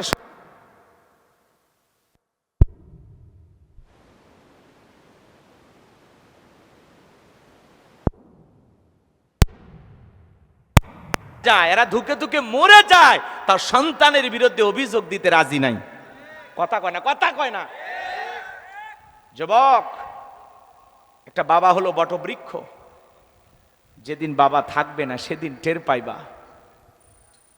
চতুর্দিক দিয়ে যে বাবা গাছের ছায়ার মতো ছায়া দিয়ে আমাদেরকে আগলে রেখেছিল, মানুষের মতো মানুষ বানাইছে, সেই বাবার সাথে আজকে যারা খারাপ ব্যবহার করে, এরা সন্তান হতে পারে না, এরা মানুষ হতে পারে না। কথা বলেন ঠিক কিনা? আমি কি কিছুক্ষণ বলবো, কষ্ট হচ্ছে না? পিতা মাতার সাথে ভালো আচরণ করতে হবে, এই অর্ডার কা? এই নির্দেশ কা? আল্লাহ বলতেছেন, হামালাতুহু উম্মুহু ওয়াহানান আলা ওয়াহানিউ ওয়া ফিসালুহু ফি আমাইনি আনিশকুরলি ওয়ালিওয়ালিদাইক। তোমার মা তোমার জন্য কি পরিমাণে কষ্ট করছে। তোমার মা তোমাকে 10 মাস 10 দিন গর্ভে ঠাই দিয়েছে, প্রসবের যাতনা সহ্য করেছে, 2-2.5 বছর তোমারে বুকের দুধ পান করাইছে। বলতেছেন কে? আমার দিকে তাকান সম্মানিত ভাইয়েরা আমার, একটা মা সন্তানের জন্য কি পরিমাণে কষ্ট করে।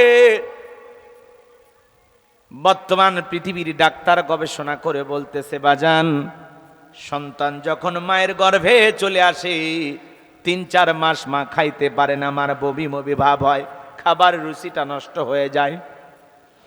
আপনি আমি মায়ের গর্ভে ছিলাম, যেই জায়গাটা মাত্র 10 ইঞ্চি, জোরে বলেন কয় ইঞ্চি? সন্তানের বয়স যখন 6 মাস হয়ে যায়, সন্তান এই 10 ইঞ্চি জায়গা পুরোটা কভার করে ফেলে দেয়। সন্তানের থাকার মতো জায়গা আর মায়ের পেটে থাকে না। 7 মাস একদিন যখন হয়ে যায়, 10 ইঞ্চি জায়গা পুরোটা যখন কভার হয়ে যায়, আমার মাবুদ, আমাদের মালিক, আমাদের সৃষ্টিকর্তা, আমাদের খালেক, আমাদের রব আল্লাহ তাআলা তখন সন্তানের 2টা পা মায়ের কলিজার সাথে লাগায়া দেয়। বর্তমান পৃথিবীর ডাক্তার গবেষণা করে বলতেছে, বাজান, একটা সন্তান 7 মাস থেকে ভূমিষ্ঠ হওয়ার আগ পর্যন্ত কমপক্ষে 4 থেকে 5 ইঞ্চি পরিমাণে লম্বা হয় তার পা। এই সন্তান তখন কি করে জানেন? মার কলিজাটা তখন 4-5 ইঞ্চি উপর দিকে তুলে ধরে থাকে। বর্তমান পৃথিবীর ডাক্তার বলতেছে, যেই সন্তান মায়ের পেটে থাকা অবস্থায় সবচাইতে কম নাড়াচাড়া করে, ওই সন্তানটা মায়ের গর্ভে থাকা অবস্থায় 4,500 বার মায়ের কলিজায় লাথি মারে। আস্তে আস্তে মার পেটটা যখন তরমুজের মতো বড় হয়ে যায়, 8-9 মাস যখন হয়ে যায়, মা ঘুমাইতে পারে না, দেয়ালে পিঠটা লাগায় আর রাতের বেলায় কান্দে। যে মা সন্তান পেটের মধ্যে নিয়ে রাতের বেলায় ঘুমাইতে পারে না, সারা রাত জায়গা নফল নামাজ পড়লে যে সব হয়, মায়ের আমল নামায় আল্লাহ সেই সব লিখে দেয়। বলুন সুবহানাল্লাহ। সন্তান ডেলিভারির সময় যখন চলে আসে, গভীর নিশীতে মা বাবার 2টা পা জড়ায় কান্দে। মায়ের চোখের পানি যখন বাবার পাকে স্পর্শ করে, বাবা ঘুম থেকে জাগ্রত হয়ে ডেকে বলে, বিবি, এত রাতের বেলায় কেন কান্না করো, কি হয়েছে তোমার? ডেকে বলে, স্বামী, দীর্ঘদিন আপনার সংসার করলাম, জীবনের প্রথম সন্তান জন্ম দেওয়ার জন্য বাবার বাড়িতে চলে যাব। ও স্বামী, কত মহিলা সন্তান জন্ম দিতে গিয়ে মারা যায়, আমি যদি মারা যাই আমারে তুমি মাফ করে দিও স্বামী, দীর্ঘদিন আপনার সংসার করলাম, বলবে তুমি মাফ করে দেন। এই যে সংসারের চাবি বুঝায়া দিলাম গো স্বামী, বেঁচে থাকলে আবারও দেখা হবে, এই কথা বলে মা দাই মারে ঘরে চলে যায়। প্রসবের যাতনায় মা দাঁত মুখ কামড়ায়, চোখের পানি ছেড়ে দিয়া কাঁদে। বর্তমান পৃথিবীর ডাক্তার গবেষণা করে বলতেছে, বাজার, সন্তান যেদিন ভূমিষ্ঠ হয়, ওই দিন সন্তান সবচাইতে বড় 3টা লাথি মার পেটে মারে। প্রথম লাথিটা সন্তান যখন মায়ের পেটে মারে, এতদিন যে কভারের মধ্যে, যে প্যাকেটের মধ্যে সন্তান ছিল, এই প্যাকেটটা ছিন্ন বিচ্ছিন্ন হয়ে যায়, পর্দাগুলো ফেটে যায়। এরপরে যখন দ্বিতীয় লাথি মার কলিজায় মারে, মার বুকে এত কষ্ট লাগে, এত ব্যথা লাগে, প্রসবের যাতনায় মা হাউমাউ করে কান্দে। একটা সন্তান ডেলিভারি করতে কি যে কষ্ট, কি যে ব্যথা, দুনিয়ার মা ছাড়া কেউ বুঝবে না। নবীর এক সাহাবী মাকে কান্দি করিয়ে নিয়ে খানায় কাবা তওয়াফ করতেছে। সাহাবী বলেন, নবী আমার, ডেকে বলেন, সাহাবী তোমার কাঁদে কে? বলে, হুজুর আমার মা। নবী বলে, সাহাবী তোমার কিসমত বড় ভালো, মায়ের সেবা করতে পারতেছো, মায়ের সেবা করার কিসমত আমার ভাগ্যে হয় নাই। সাহাবী ডেকে বলেন, হুজুর আমি যে আমার মারে কাঁধে করে নিয়ে খানায় কাবা তওয়াফ করলাম, আমি কি আমার মায়ের হক আদায় করতে পেরেছি? নবী আমার ডেকে বলে, সাহাবী, আল্লাহ পাক যদি তোমাকে কিয়ামত পর্যন্ত হায়াত দেয়, আর তুমি যদি তোমার মাকে কাঁধে করে নিয়ে এইভাবে খানায় কাবা তওয়াফ করো, তোমার মা তোমাকে জন্ম দেওয়ার সময় প্রসবের যাতনায় আ শব্দ করেছিল, ওই একটা আ শব্দের হক দুনিয়ার কোন সন্তান আদায় করতে পারবে না। এই জন্য নবীজি বলেন, হুমা জান্নাতুকা ওয়া নারুকা, তোমার পিতামাতাই তোমার বেহেশত, তোমার পিতামাতাই তোমার দোজখ। পিতামাতা খুশি, আরশের মালিক আল্লাহ খুশি। পিতামাতা বেজার, আরশের মালিক আল্লাহ বেজার। এ যুবকের দল, শুনে নাও, জেনে নাও, মা যখন দ্বিতীয় লাথিটা সন্তান যখন মায়ের পেটে মারে, মা এত কষ্ট, এত ব্যথা পায়, যেই যন্ত্রণার কথা মা সারা দুনিয়ার কেউ বুঝবে না। তৃতীয় লাথিটা মারার সঙ্গে সঙ্গে মার শরীর থেকে রক্ত ঝরা শুরু হয়ে যায়। বর্তমান পৃথিবীর ডাক্তার বলতেছে, বাজান, একটা সন্তান ডেলিভারির সময় মা কম করে 2.5 কেজি থেকে 2 কেজি 2 কেজি পরিমাণে রক্ত নিজের শরীর থেকে ঢেলে ফেলে দেয়। সন্তান ভূমিষ্ঠ হওয়ার পরে মা যখন জ্ঞান হারায় ফেলে, পৃথিবীর ডাক্তার গবেষণা করে বলতেছে, সন্তান ভূমিষ্ঠ হওয়ার পরে সন্তানের কান্নার আওয়াজ, ওম্মা ওম্মা বলে কান্নার আওয়াজ যত দ্রুত মায়ের কানে পৌঁছায় যাবে, তত দ্রুত মা সুস্থ হয়ে যায়। সন্তানটা যখন জন্ম দুঃখিনী মা কোলের মধ্যে নেয়, গালে মুখে চুমা খায় আর বলে, বাঁচা ধর। তোর মুখটা দেখার পরে গর্ভে রাখার কষ্ট, প্রসবের যাতনা আমি মা সব ভুলে গেলাম। যে মা নিজে না খায় আমাদের মুখে খাবার তুলে দিল রে যুবক, ওই মা বাবার মনে কষ্ট দেওয়া যাবে না। কয়টা কথা বলবো। 2013 সাল বিশ্ব মা দিবস উপলক্ষে পত্রিকার মধ্যে একটা কলম পড়েছিলাম রে যুবক। ছেলেটার নাম ছিল আব্দুল মালিক। ছোটবেলায় বাবা হারিয়ে গেছে। এরপরে সন্তানটা চোখের মধ্যে এত ঝাপসা দেখে, এত পুঁজ, পরে চোখ দিয়া দুঃখিনী মা ডাক্তারের কাছে নিয়ে গেল। ডাক্তার চোখটা পরীক্ষা নিরীক্ষা করে বলতে আছে, আপা সন্তানের চোখের যে অবস্থা, অপারেশন করা ছাড়া বিকল্প কোনো রাস্তার ব্যবস্থা নাই। এইবার মা দুঃখিনী বলে, বাবা খরচ কত হতে পারে? ডাক্তার দেখে বলে, আপা এমন পরিমাণে খরচ লাগবে, এমন একটা অ্যামাউন্টের কথা বলেছেন। দুঃখিনী মা চোখের পানি ছেড়ে দিয়ে কাঁদে আর বলে, ডাক্তার ভাই এত টাকা পাবো কোথায়? ছেলের তোর বাবাও বেঁচে নাই, ছেলেও বাবা বেঁচে নাই। আবার সন্তান যদি আস্তে আস্তে ঝাপসা দেখতে দেখতে অন্ধ হয়ে যায়, তাহলে আমি বড় হয়ে কারে নিয়ে সুখ করব? কে আমার দেখাশোনা করবে? ডাক্তারকে ডেকে বলে, ডাক্তার ভাই এত টাকা তো আমার কাছে নাই, আমি যদি মা 2টা চোখ আমার সন্তানকে দিয়ে দে, এইটাও সম্ভব কিনা বলেন? ডাক্তার বলে, আপা এইটাও সম্ভব। এইবার ছোট্টবেলায় জনম দুঃখিনী মা সন্তানের জন্য 2টা চোখ দিয়া দিল। ছেলেটা এবার আস্তে আস্তে বড় হয়, পরীক্ষা দেবে। মা দুধের গিলাস নিয়ে ছেলের সামনে গেছে। ছেলেটা বলতেছে, মা তোমার চোখ দিয়ে পুষ পরে, পানি পরে, তুমি আমার সামনে বেশি বেশি আসবা না, তোমার চোখের রোগটা আমার চোখেও পার হতে পারে। দুঃখিনী মা মনের কষ্ট মনে রাখে, পৃথিবীর কারো কাছে বলে না। সন্তান যখন পরীক্ষা দিয়ে ভালো রেজাল্ট করার পরে চাকরির সন্তানে ঢাকায় চলে গেল। ঢাকায় গিয়ে চাকরিও পেয়েছে, সুন্দরী নারী দিকে বিবাহ করেছে। কিন্তু গ্রামের বাড়ির দুঃখিনী মায়ের আর কোনো খোঁজ খবর রাখলো না। বছরের পর বছর কেটে যায়, মা অসুস্থ হয়ে পড়ে আছে। এইবার জনম দুঃখিনী মা চিন্তা করলো, যেই ছেলের জন্য জীবনের সবটা দিয়া দিলাম, আমি অসুস্থ না জানি কোন দিন মৃত্যুবরণ করি, অন্তত মরার আগে একটা বার ছেলের মুখটা দেখে আমি মরতে চাই। অনেক কষ্ট করে বন্ধু বান্ধবের কাছ থেকে জনম দুঃখিনী মা তার ছেলের ঠিকানা সংগ্রহ করলেন, ঢাকায় চলে গেলেন। বাড়ির গেট অনুযায়ী যখন ঠোকা দিয়েছেন, দারোয়ান গেটটা খুলে দিয়েছে। ডেকে বলে, কার কাছে যাবেন? বলে, আব্দুল মালিকের কাছে যাব। এইবার মা বাড়িতে প্রবেশ করার সাথে সাথে সন্তান তাকায় দেখে তার মা আসতেছে, দৌড়ে মায়ের কাছে চলে গেল। যা বলে, মা আমার শ্বশুর বাড়িতে কেন আসছো? মা আমার স্ত্রী যদি দেখে, আমার শ্বশুর শাশুড়ি যদি দেখে, মা পরিচয় দিতে পারবো না। এই কথা বলে পকেট থেকে কিছু টাকা বের করে জনম দুঃখিনী মায়ের হাতে যখন তুলে দিয়েছে, হঠাৎ করে স্ত্রী চলে আসছে, ডেকে বলে কি ব্যাপার, এই সেরা শাড়ি পরা মহিলাটা তোমার কে হয়?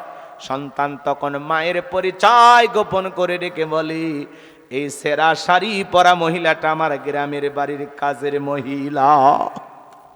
নাউজুবিল্লাহ। আমার ভাইয়েরা, স্ত্রী যখন চলে গেল, জনম দুঃখিনী মা চোখের পানি ছেড়ে দিয়ে কাঁদে আর বলে, আব্দুল মালিক, আমি মা তোরে 10 মাস 10 দিন পেটে রাখছিলাম রে বাবা। যখন তুই অসুস্থ হইতিস আমি মা তাহাজ্জুদ পড়ে পড়ে কান্না করতাম আর বলতাম, আল্লাহ আমার হায়াত নিয়ে হলেও আমার বুকের ধনটারে তুমি বাঁচায়া রাখো। এ আব্দুল মালিক, আমি মা তোর কাছে টাকা নিতে আসি নাই, আমার শরীরটা বড় খারাপ রে বাবা। আমি চাইছিলাম যে সন্তানের জন্য এত কষ্ট করলাম, মরণের আগে অন্তত তোর সোনা মুখটা দেখে আমি মরতে চাই, কিন্তু এখানে এসে এত কষ্ট পাব। তুই যে বইয়ের সামনে মারের চাকরি বানায় দিবি, এটা যদি জানতাম রে বাবা, কোনোদিন মায়ের পরিচয় নিয়ে তোর দুয়ারে আমি দাঁড়াইতাম না। এই কথা বলে সন্তানের টাকা সন্তানের হাতে বুঝায় দে, বলে বাবা তোর টাকা তুই পকেটে রাখ, আমি মা আমার টাকার কোনো প্রয়োজন নাই।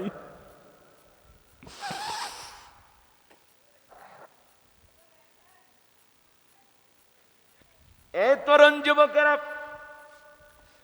পৃথিবীর সবার ভালোবাসার মধ্যে স্বার্থ থাকে রে যুবক, কিন্তু মা বাবার ভালোবাসার মধ্যে কোনো স্বার্থ থাকে না। পিতা মাতার ভালোবাসা নিঃস্বার্থ ভালোবাসা। জনম দুঃখিনী মা বাড়িতে চলে আসলেন, কিছুদিন পরে মা অসুস্থতার কারণে মারা গেল। এলাকার মানুষ আব্দুল মালিকের মাকে দাফন করলো। ছেলেটা যখন চাকরি প্রমোশন এলাকায় আসছে, হঠাৎ করে মার কথা মনে পড়ে গেছে। সন্ধ্যার পরে মার দরজায় যা ডাক দেয়, মা দরজা খুলে দাও। মায়ের বসবাস করা খাঁচা পড়ে আছে, কিন্তু খাঁচার ভিতরে থাকা মা নামের পাখিটা উড়াল দিছে। পাশের বাড়ির চাষির ঘুম ভেঙে গেছে, কেবা তুমি? মা মা বলে ডাক দাও। ডেকে বলে, চাষি আমারে চেনো না? আমি আব্দুল মালিক, আমার মা কোথায়? ডেকে বলে, বাবা আসলি যখন এত দেরি করে কেন আসলি? তোর মা তো অনেক দিন আগে মারা গেছে। ছেলেটা হাউমাউ করে কাঁদে আর বলে, চাষি কি বলেন আমার মা নাই? বলে, না রে বাবা না, তোর মার বেঁচে নাই।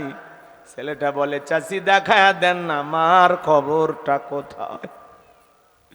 চাচি যখন মায়ের কবর দেখা দিয়েছে, মায়ের কবরের মাটি ধরে কাঁদে আর বলে, মা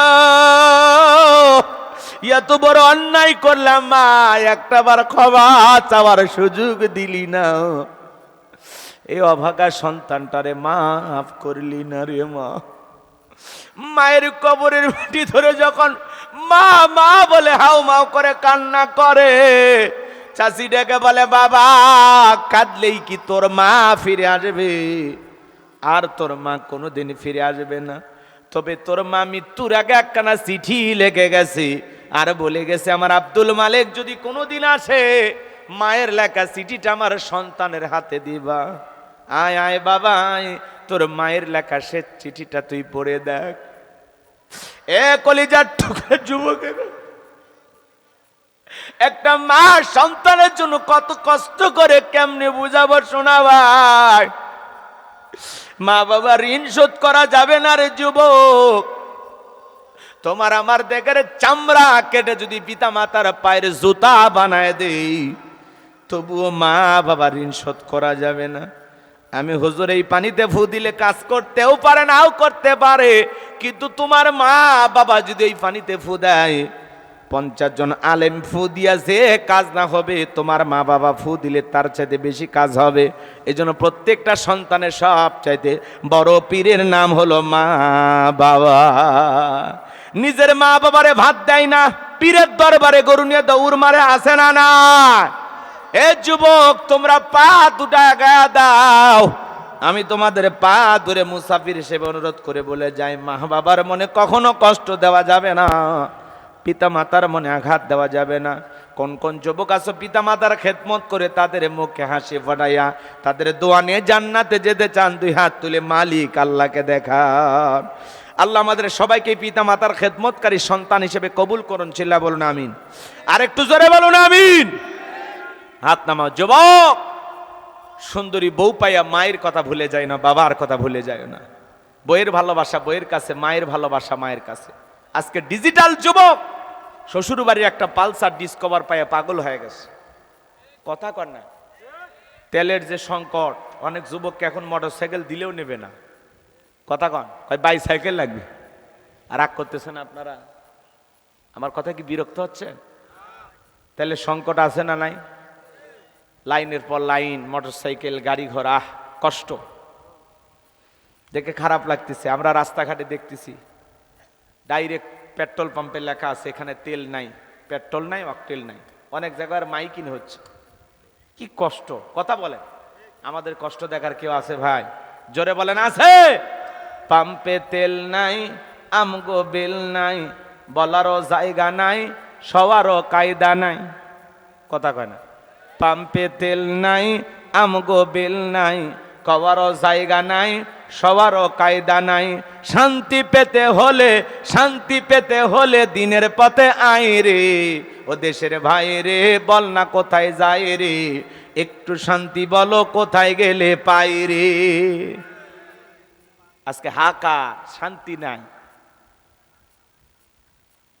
স্বাধীনতার 54 বছর কেটে গেল, চাঁদাবাজি, টেন্ডারবাজি, দুর্নীতি, খুন ধর্ষণ বন্ধ হয়নি।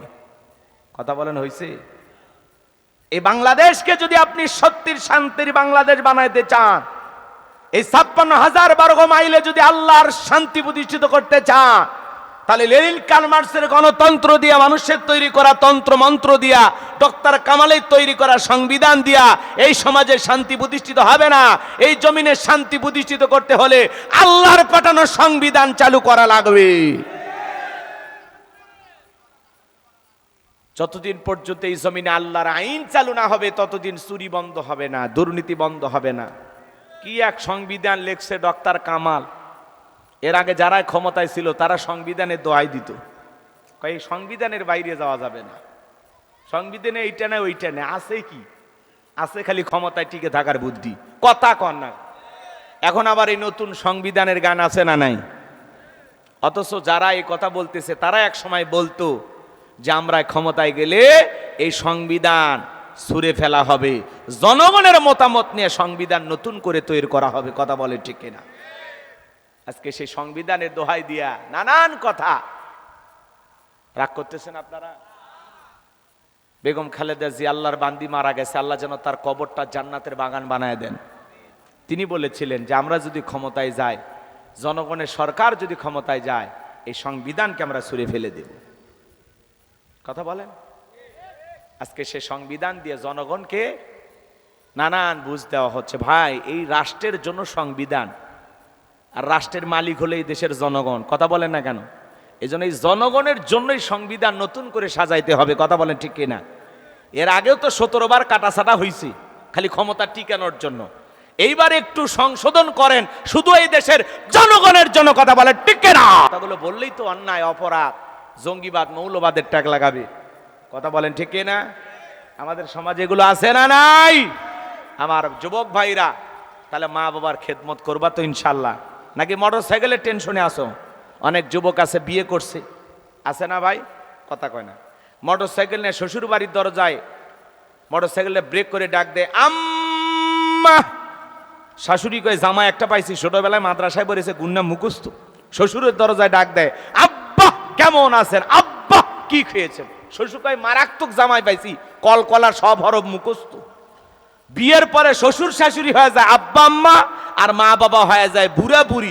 তোর কপালত লাত্তিয়ার গুড়ি, মরার পরে ফেরেশতারা বাইরা ফুটে করবে বুড়ি, জাহান্নামে হবে তোর বসত বাড়ি। কথা কান ঠিক না? একটা পালসার, একটা ডিসকভার শ্বশুরের দেওয়া 1.5 লাখ টাকা যৌতুক পাইয়া এ বেঈমান ভুলে গেলি সব। তোমার মতো একটা ছেলেকে লালন পালন করতে গিয়ে 22 বছর 25 বছর লালন পালন করতে গিয়ে তোমার মা তোমার বাবা এরকম 10টা 20টা পালসারের টাকা তোমার পিছনে খরচ করছে, ভুলে গেলি বে ইমান? আজকে একটা পালসার পাইয়া ওই 20টা 25টা পালসারের টাকার কথা ভুলে গেলি? যে বাবার আঙ্গুল ধরে হাঁটা শিখলি, যে মা নিজের খাবার না খেয়ে তোর মুখে খাবার তুলে দিল, আজকে সেই মা বাবা বুড়ে বুড়ি, তারা অবহেলার পাত্র। কথা কয় না গো, কি হচ্ছে না সমাজে? কি করছে মা বাবা? কি করছে? অন্যায় করছে? দুনিয়ায় তোরে নিয়ে এসে অন্যায় করছে? তুমি মা বাবারে চোখ রাঙাও, গালি দাও, খারাপ কথা বলো। যে মা বাবা তোমার দুনিয়ার মুখটা দেখাইছে, কেমনে পারো তাদেরকে ধমক দিতে? আল্লাহর কোরআন নিষেধ করেছে। আল্লাহ বলেন অকুল্লাহুমা কওলান কারীমা, তোমরা পিতামাতার সাথে নম্র ভদ্র হয়ে সম্মান সূচক আচরণ করো। পিতামাতাকে গালি দেওয়া যাবে না, চোখ রাঙানো যাবে না। তোমার কথায় যেন মা বাবা কখনো কষ্ট না পায়। কথা বলেন ঠিক কি না? আর আমরা কষ্ট দেওয়ার পটু। কথা ঠিক আছে? কি ওয়াজ করবো না দোয়া করে দেব বলেন? আজকে এগুলো ভালো লাগবে না। আজকে মনে রাখবা 2026 সাল লেখা রাখো। আজকে কয় তারিখ? 4 এপ্রিল। তোমার জীবনের ডায়েরিতে লেখা রাখো, তুমি তোমার মা বাবাকে যেই পরিমাণে ভালোবাসা দিবা, তোমার সন্তানও তোমাকে সেই পরিমাণে ভালোবাসবে। তুমি পিতামাতার সাথে ভালো আচরণ করবা, তোমার সন্তানও ভালো আচরণ করবে। তুমি পিতামাতাকে যেই পরিমাণে কষ্ট দিবা, দুঃখ দিবা, তোমার সন্তানও তোমাকে সেই পরিমাণে দুঃখ কষ্ট ফেরত দেবে। রেডি থাকো। আজকে বাবার দিন, পরে আবার তুমি বাবা হইছো না, তোমারও দিন ফিরবে। এই জন্য আমরা কখনো আমাদের মা বাবাকে অবহেলা করব না। বউ পাইয়া নতুন নতুন বিয়ে কইরা আলাদা হয়ে যাইন না। যে পিতা মাতা 20 বছর 22 বছর ধরে এত কষ্ট করে তিলে তিলে আপনাকে বড় করলো, আজকে বউ পাইয়া কেন আলাদা হচ্ছেন? বাসর ঘরে বিড়াল মারেন, বউরে বলেন যে পিতা মাতা বেঁচে থাকবে যতদিন, এক পাতিলে রান্না চলবে ততদিন। আমার মা বাবা কষ্ট পায় এমন কোন কাজ তুমিও করবা না, আমারই দিয়েও করায় নিবা না। কথা কন। কি পাইছেন? কারে কষ্ট দিচ্ছেন? কার চোখের পানি ঝরাচ্ছেন? পিতামাতারে কষ্ট দিয়ে কাঁদিয়ে জান্নাতে যাবেন? রাস্তা কি কাটিয়ে তুই যাচ্ছেন নাকি? অত সহজ না। পিতামাতা এমন নিয়ামত, তারা দোয়া করলেও কবুল, বদদোয়া করলেও কবুল। বন্দুকের গুলি মিস হতে পারে, কিন্তু সন্তানের জন্য মা বাবার দোয়া মিস হয় না। আল্লাহু আকবার। কারে কষ্ট দিচ্ছেন? যাদের চেহারার দিকে তাকাইলে আমল নামায় আল্লাহ কবুল হজের সব লিখে দেয়। সুবহানাল্লাহ। কারে কষ্ট দিচ্ছেন? আল্লাহর রাস্তে আমরা মা বাবারে কষ্ট দেব না। মনে থাকবে তো ইনশাআল্লাহ? পিতামাতার ঋণ আমরা কখনো শোধ করতে পারবো? কথা বলেন, পারবো? আমি কি এক লাইন বলবো? কথা কেন বলবো? রক্তে ভাসিয়া যাতনাই কাঁদিয়া আনলে মাগো আমায় এই দুনিয়ায়, তোমার ঋণ আমি কি দিয়ে শোধাই মাগো, তোমার ঋণ আমি কি দিয়ে শোধাই। দেখেছি পৃথিবীতে প্রথম মায়ের মুখ, পেয়েছি ভালোবাসায় পূর্ণ মায়ের বুক। বলতে পারি না কথা, মা বোঝে আমার ব্যথা, বলতে পারি না কথা, মা বোঝে আমার ব্যথা। তাই তো রেখেছো মা বুকেতে জড়ায়, তোমার ঋণ আমি কি দিয়ে শোধাই মাগো, তোমার ঋণ আমি কি দিয়ে শোধাই। বিদেশে সন্তানের যদি বিপদ হয়, দুঃখিনী মায়ের অন্তর কবু কান্দা কয়, কোথায় আছো মাওলায় আমার, খুলে দাও দয়ার দুয়ার, আদরের মানিক আমি বুকে ফিরে চাই, তোমার ঋণ আমি কি দিয়ে শোধাই। কখনো গভীর রাতে উঠলে আমি কেঁদে, পাশে বাবা ঘুমায় আর সন্তান একটু কান্না উঠলে মা আদর করে, কি যে শোনা আমার বাবুর কি হয়েছে, কেন কান্দে, কি আদর কি যত্ন। অথচ বাবা ঘুমাইতেছে, মা কথা কয় না।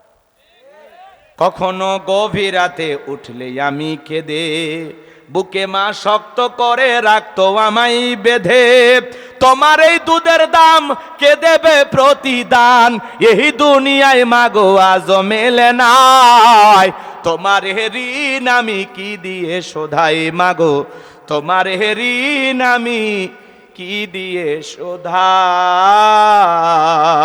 জোরে কন মারহাবা। পিতা মাতার ঋণ শোধ করা, কার জন্য মা বাবারে কষ্ট দাও? বইয়ের বুদ্ধি শুই না। পুরুষ মানুষ একটু ব্যালেন্স করে চলতে হয়, কথা কর। বইয়ের রাগ দেখছো, এই যে চাঁদপুরের ঘটনা, স্বামীর মুখে বলে একটু খালি গন্ধ, হালকা একটু গন্ধ, স্বামীর গন্ধ মানে মুখের মধ্যে একটু গন্ধ, এই জন্য থানায় গেছে পুলিশের কাছে অভিযোগ দিতে। কথা কয় না, কথা কয় না। চাঁদপুরের এক মহিলা স্বামীর মুখের দুর্গন্ধের কারণে থানায় গেছে অভিযোগ দিবে। তাহলে চিন্তা করেন, এই স্বামী দুনিয়ার মেতর না মুসি আল্লাহ ছাড়া কেউ জানে না। কথা কন, আরে মুখে এত গন্ধ কেন? তার মানে কি মদ খায়? অনেক পোলাপান আছে, যুবক বিয়ে করছে কিন্তু বিড়ি সিগারেট এমন কায়দায় খায়, ঠোঁটটা তো পাতিলের মতো কালো। আর যারা বিড়ি খায় মাঝে মাঝে আমার হাত ধরে মুসাফা করে, নাক চুলকে দিয়ে যা দেখি, বাপ রে বাপ যে গন্ধ। চিন্তা করি এই হাত যদি আর একজনের সাথে লাগায়, ও বলবে হুজুরে মনে হয় খায়। কি মুখের দুর্গন্ধ! কথা কইলে কি মনে হয় আতর বের হয় মুখ দিয়ে? হ্যাঁ, এগুলো পচা জিনিস খান কেন? এই জন্য এগুলো দুঃখের বিষয়। আমার এক শালি আছে, কয় দুলা ভাই এমন এক পাল্লাই স্বামী পড়ছি, দিনে 2 প্যাকেট খায়, কাছে যখন আসে কি যে দুর্গন্ধ, মুখের ওপরে ওড়না দিয়ে রাখি, কপালে যা আছে হয়ে যাক। কথা বোঝেন নাই মনে হয়? আপনার এই দুর্গন্ধ আপনার স্ত্রীর কাছে কত কষ্টদায়ক। যারা অন্তত বিড়ি সিগারেট খান, আল্লাহর রাস্তায় একটু ব্রাশ করে বইয়ের কাছে যাইন, না হলে থানায় অভিযোগ দেওয়া শুরু হয়েছে। কথা কন না কেন? চাঁদপুরের মহিলা স্বামীর বিরুদ্ধে অভিযোগ দিচ্ছে, থানায় যায় যে আমার স্বামীর মুখে দুর্গন্ধ। এখন পুলিশ কি করবে? ব্রাশ করায় দিবে পুলিশ। হ্যাঁ, টুথপেস্ট আর ব্রাশ কিনে দেওয়া ছাড়া তো উপায় নেই। তা আমাদের সমাজ স্ত্রীর সাথে একটু নির্বিষয়া গেলে তোরে টাইমই দেবে না, কয় করলাম না তোর সংসার, থাক। কথা কন। সেই স্ত্রীর মহাব্বতে পিতামাতার সাথে কখনো খারাপ আচরণ করা যাবে? স্ত্রী আসে নানান কুটনামি বুদ্ধি তার মাথার মধ্যে পেঁচ খায়, তুমি কি আমার মা বাবার জন্য তো খরচ করবা কেন? তার কি আর ছেলে মেয়ে নাই? সব দায়িত্ব কি তোমার? ভবিষ্যৎ চিন্তাবিদ বাড়ির মধ্যে ঢুকে গেছে।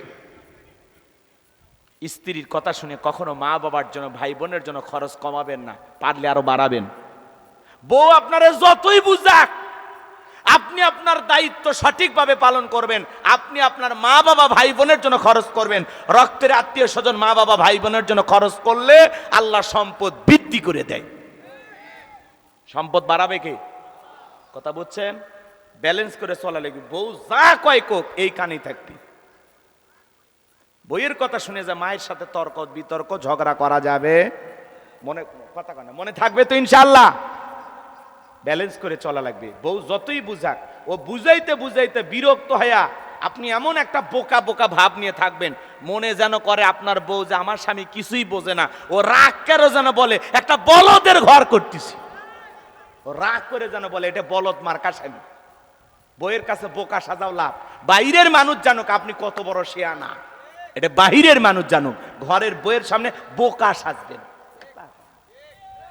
বোকার জন্য 7 খুন মাপ। কথা কনে ভাই, কি ডাক্তার সাহেব কথা ঠিক আছে?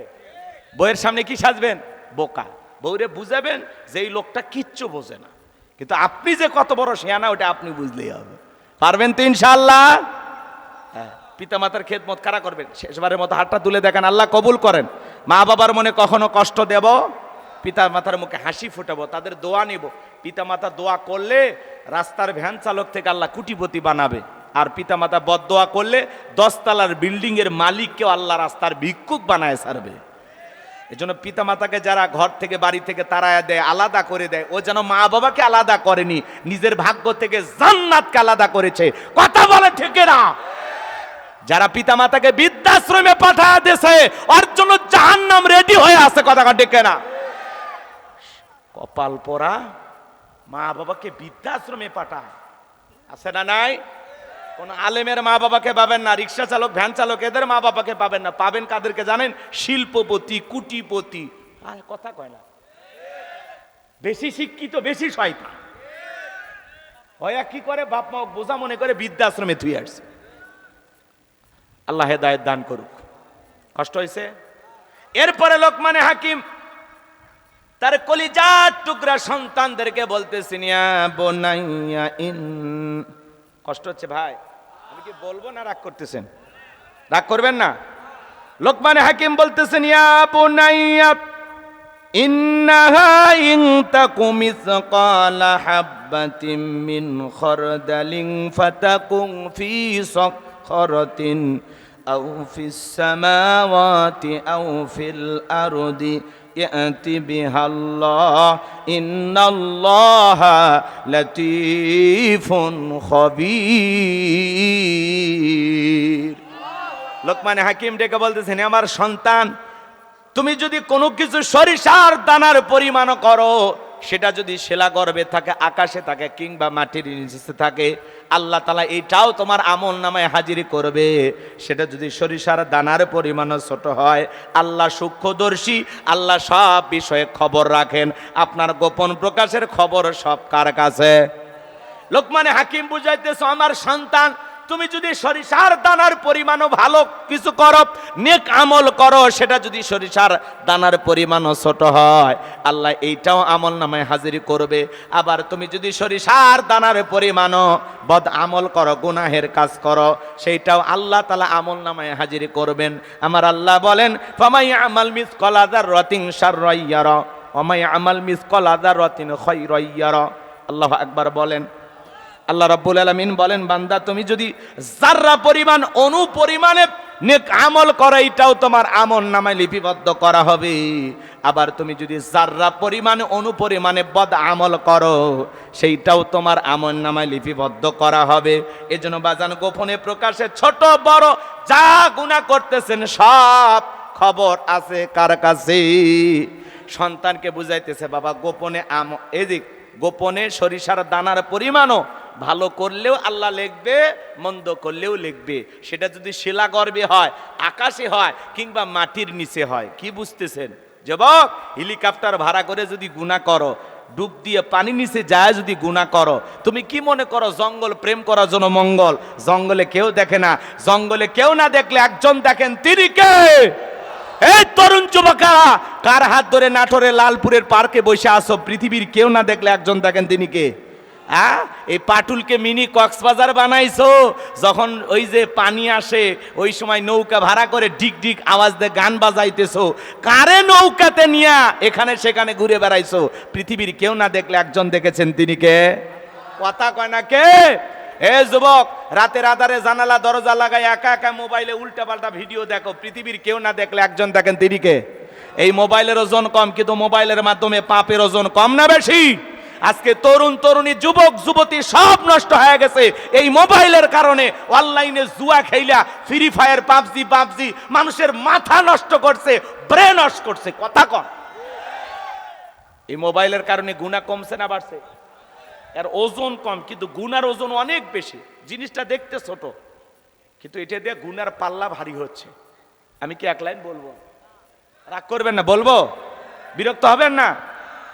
দেশে মোবাইল আইছে, চিঠি বন্ধ হইয়াছে, দিওয়ানা বানাইছে, পোলা মাইয়ার মনের কথা ভাসে বাতাসে। দেখো পোলা ফানের মন বাদা ফেসবুকে, এখন মোবাইলে চ্যাটিং কইরা কাটায় সারাক্ষণ।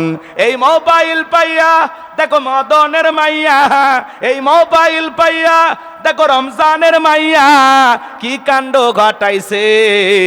স্বামী সংসার রাইখা নাকি পালায়া গেছে, স্বামী সংসার রাইখা নাকি পলায়া গেছে। 2 বাচ্চার মা, 4 বাচ্চার মা পরকীয়া প্রেম করে আরেকটা ছেলের হাত ধরে পালিয়ে যায়। যে নারী স্বামী রেখে সন্তান রেখে আরেকটা পরপুরুষের হাত ধরে পালিয়ে যায়, ওটা নারী জাতির কলঙ্ক, পাষাণী, ডাইনি, কালনাগিনী, রাক্ষসী মহিলা। কেমনে পারলি মা স্বামী রাইখা? ও বোন, তুমি কেমনে পারলা স্বামী রাইখা, বাচ্চা রাইখা আরেকটা ছেলের হাত ধরতে? কেমনে পারো? আল্লাহর ভয় নাই? কথা কয় না আছে না সমাজে? এই পরকের অভিশাপে হাজারো পরিবার ধ্বংস হয়ে যাচ্ছে। 2-3টা বাচ্চার মা সন্তান ফেলায় চলে যাচ্ছে। ও মা, যদি যাওয়াই লাগে অন্তত বাচ্চা হওয়ার আগে, স্বামী পাল্টাবি বাচ্চারা হওয়ার আগে, কথা কয় না। তুমি তো যাইয়া স্বামী পাইবা, তোমার স্বামী আর একটা বউ পাইবে, কিন্তু এই 2-3টা বাচ্চা মাঝখানে রেখে গেলা, এরা কি হবে? এদের জীবনে এরা হাবুডুবু খাবে, এরা কষ্টের সাগরে ভাসবে, না পাবে মায়ের আদর, না পাবে বাবার আদর। এদের জীবন নষ্ট করার অধিকার আপনাকে দিয়েছে কে? আছে না নাই? আমার এলাকায় 4 বাচ্চার মা ভেগে গেছে, ওর জীবনও তার আছে কি? কথা কয় না চাচা। কয় বাচ্চা? তাও পীড়িতের পিনিক দেখেন, ভেগে গেছে। কথা তোমরা কি খুব ভালো? আমি বুঝি না, রাগ করতেছো তোমরা। মরা মনে জমজমের পানিতে গোসল করে যাচ্ছে, পবিত্র আছে। সব দোষ নারী না, পুরুষেরও দোষ আছে না নাই? এক হাতে তালি বাজে না, কথা কন। এই পরকীয়ার জন্য নারী যেমন দায়ী, পুরুষও তেমনি দায়ী, কথা কন ঠিক এরা। তবে আমার বিশ্বাস নাটোরে কোনো পরকীয়া নাই, এলে ভারতে চলতেছে। আরে না, এ দেশের মানুষ আল্লাহর ওলি। রাগ করতেছেন নাকি আপনারা? আমার সমাজ শেষ হয়ে গেল বাজান। এজন্য যুবক পায়ে হাত দিয়ে অনুরোধ করে যায়, বিয়ের আগে অবৈধ প্রেম ভালোবাসা করা যাবে? পিতামাতা পছন্দ করে বিয়ে দেবে, যেখানে বরকত আছে, মা বাবার দোয়া নিয়ে বিয়ে করবা, ভাগ্য খুলে যাবে, কথা বলে ঠিক এরা। আর ওই যে টিকটক ভিডিও, কথা কয় না কে? টিকটক ভিডিও আছে না? হাই রে, এই ভিডিও দেখেন কি টিকটক ভিডিও, একেবারে বৃত্ত থেকে শুরু করে সবাই বানায়। অনেক বুড়া চাচারাও টিকটক বানায়, মুরব্বী চাচা আছে না নাই? আপনাদের এলাকায় নাই অবশ্য, আমাদের এলাকাতে শুরু হয়েছে। কি যে পাইছে টিকটক ভিডিও, কষ্ট হয়ে যুবক, কষ্ট পাইছো? তাহলে গোপনে গুনাহ করা কার ভয়? কথা বলেন, কার ভয়? এরপরে লোকমান হাকিম বলতেছেন, ইয়া বুনাইয়া কিমিস সালাত, হে আমার বর্ষা, আমার কলিজার টুকরা সন্তান, নামাজ কায়েম করো। পৃথিবীর সফল বাবা তারা ছেলের হাত ধরে মসজিদে নিয়ে যাবে যারা। আমাদের সন্তানদেরকে নামাজি বানানোর দরকার আছে না নাই? একটা পরিবারের 4-6 জন সদস্য সবাই যদি নামাজ পড়ে, ভালো লাগবে না খারাপ লাগবে? তাহলে বলেন, সবাই নামাজি হবেন তো ইনশাআল্লাহ? কথা বলেন, নামাজ পড়বেন তো ইনশাআল্লাহ? আমাদের ঘরে ঘরে নামাজ কায়েম করার দরকার আছে না নাই? আগে ঘরে নামাজ কায়েম করেন, এরপরে রাষ্ট্রীয়ভাবে নামাজ কায়েম করা হবে, কথা বলে ঠিক এরা। আমরা ঘরের ভিতরে সালাত আদায় করবো তো ইনশাআল্লাহ? পারবো তো ইনশাআল্লাহ? এরপরে সন্তানকে বলতেছেন, ও আমর বিল মারুফ, সৎ কাজের আদেশ দাও, মানুষকে ভালো কাজের দিকে আহ্বান করো। ওয়ানহা আনিল মুনকার, অসৎ কাজ থেকে মানুষকে বিরত রাখো। নিজে অন্যায় করা যাবে না, মানুষকে অন্যায়। ও ঠিক আছে, ঠিক আছে, শেষ করব, শেষ করা ভালো।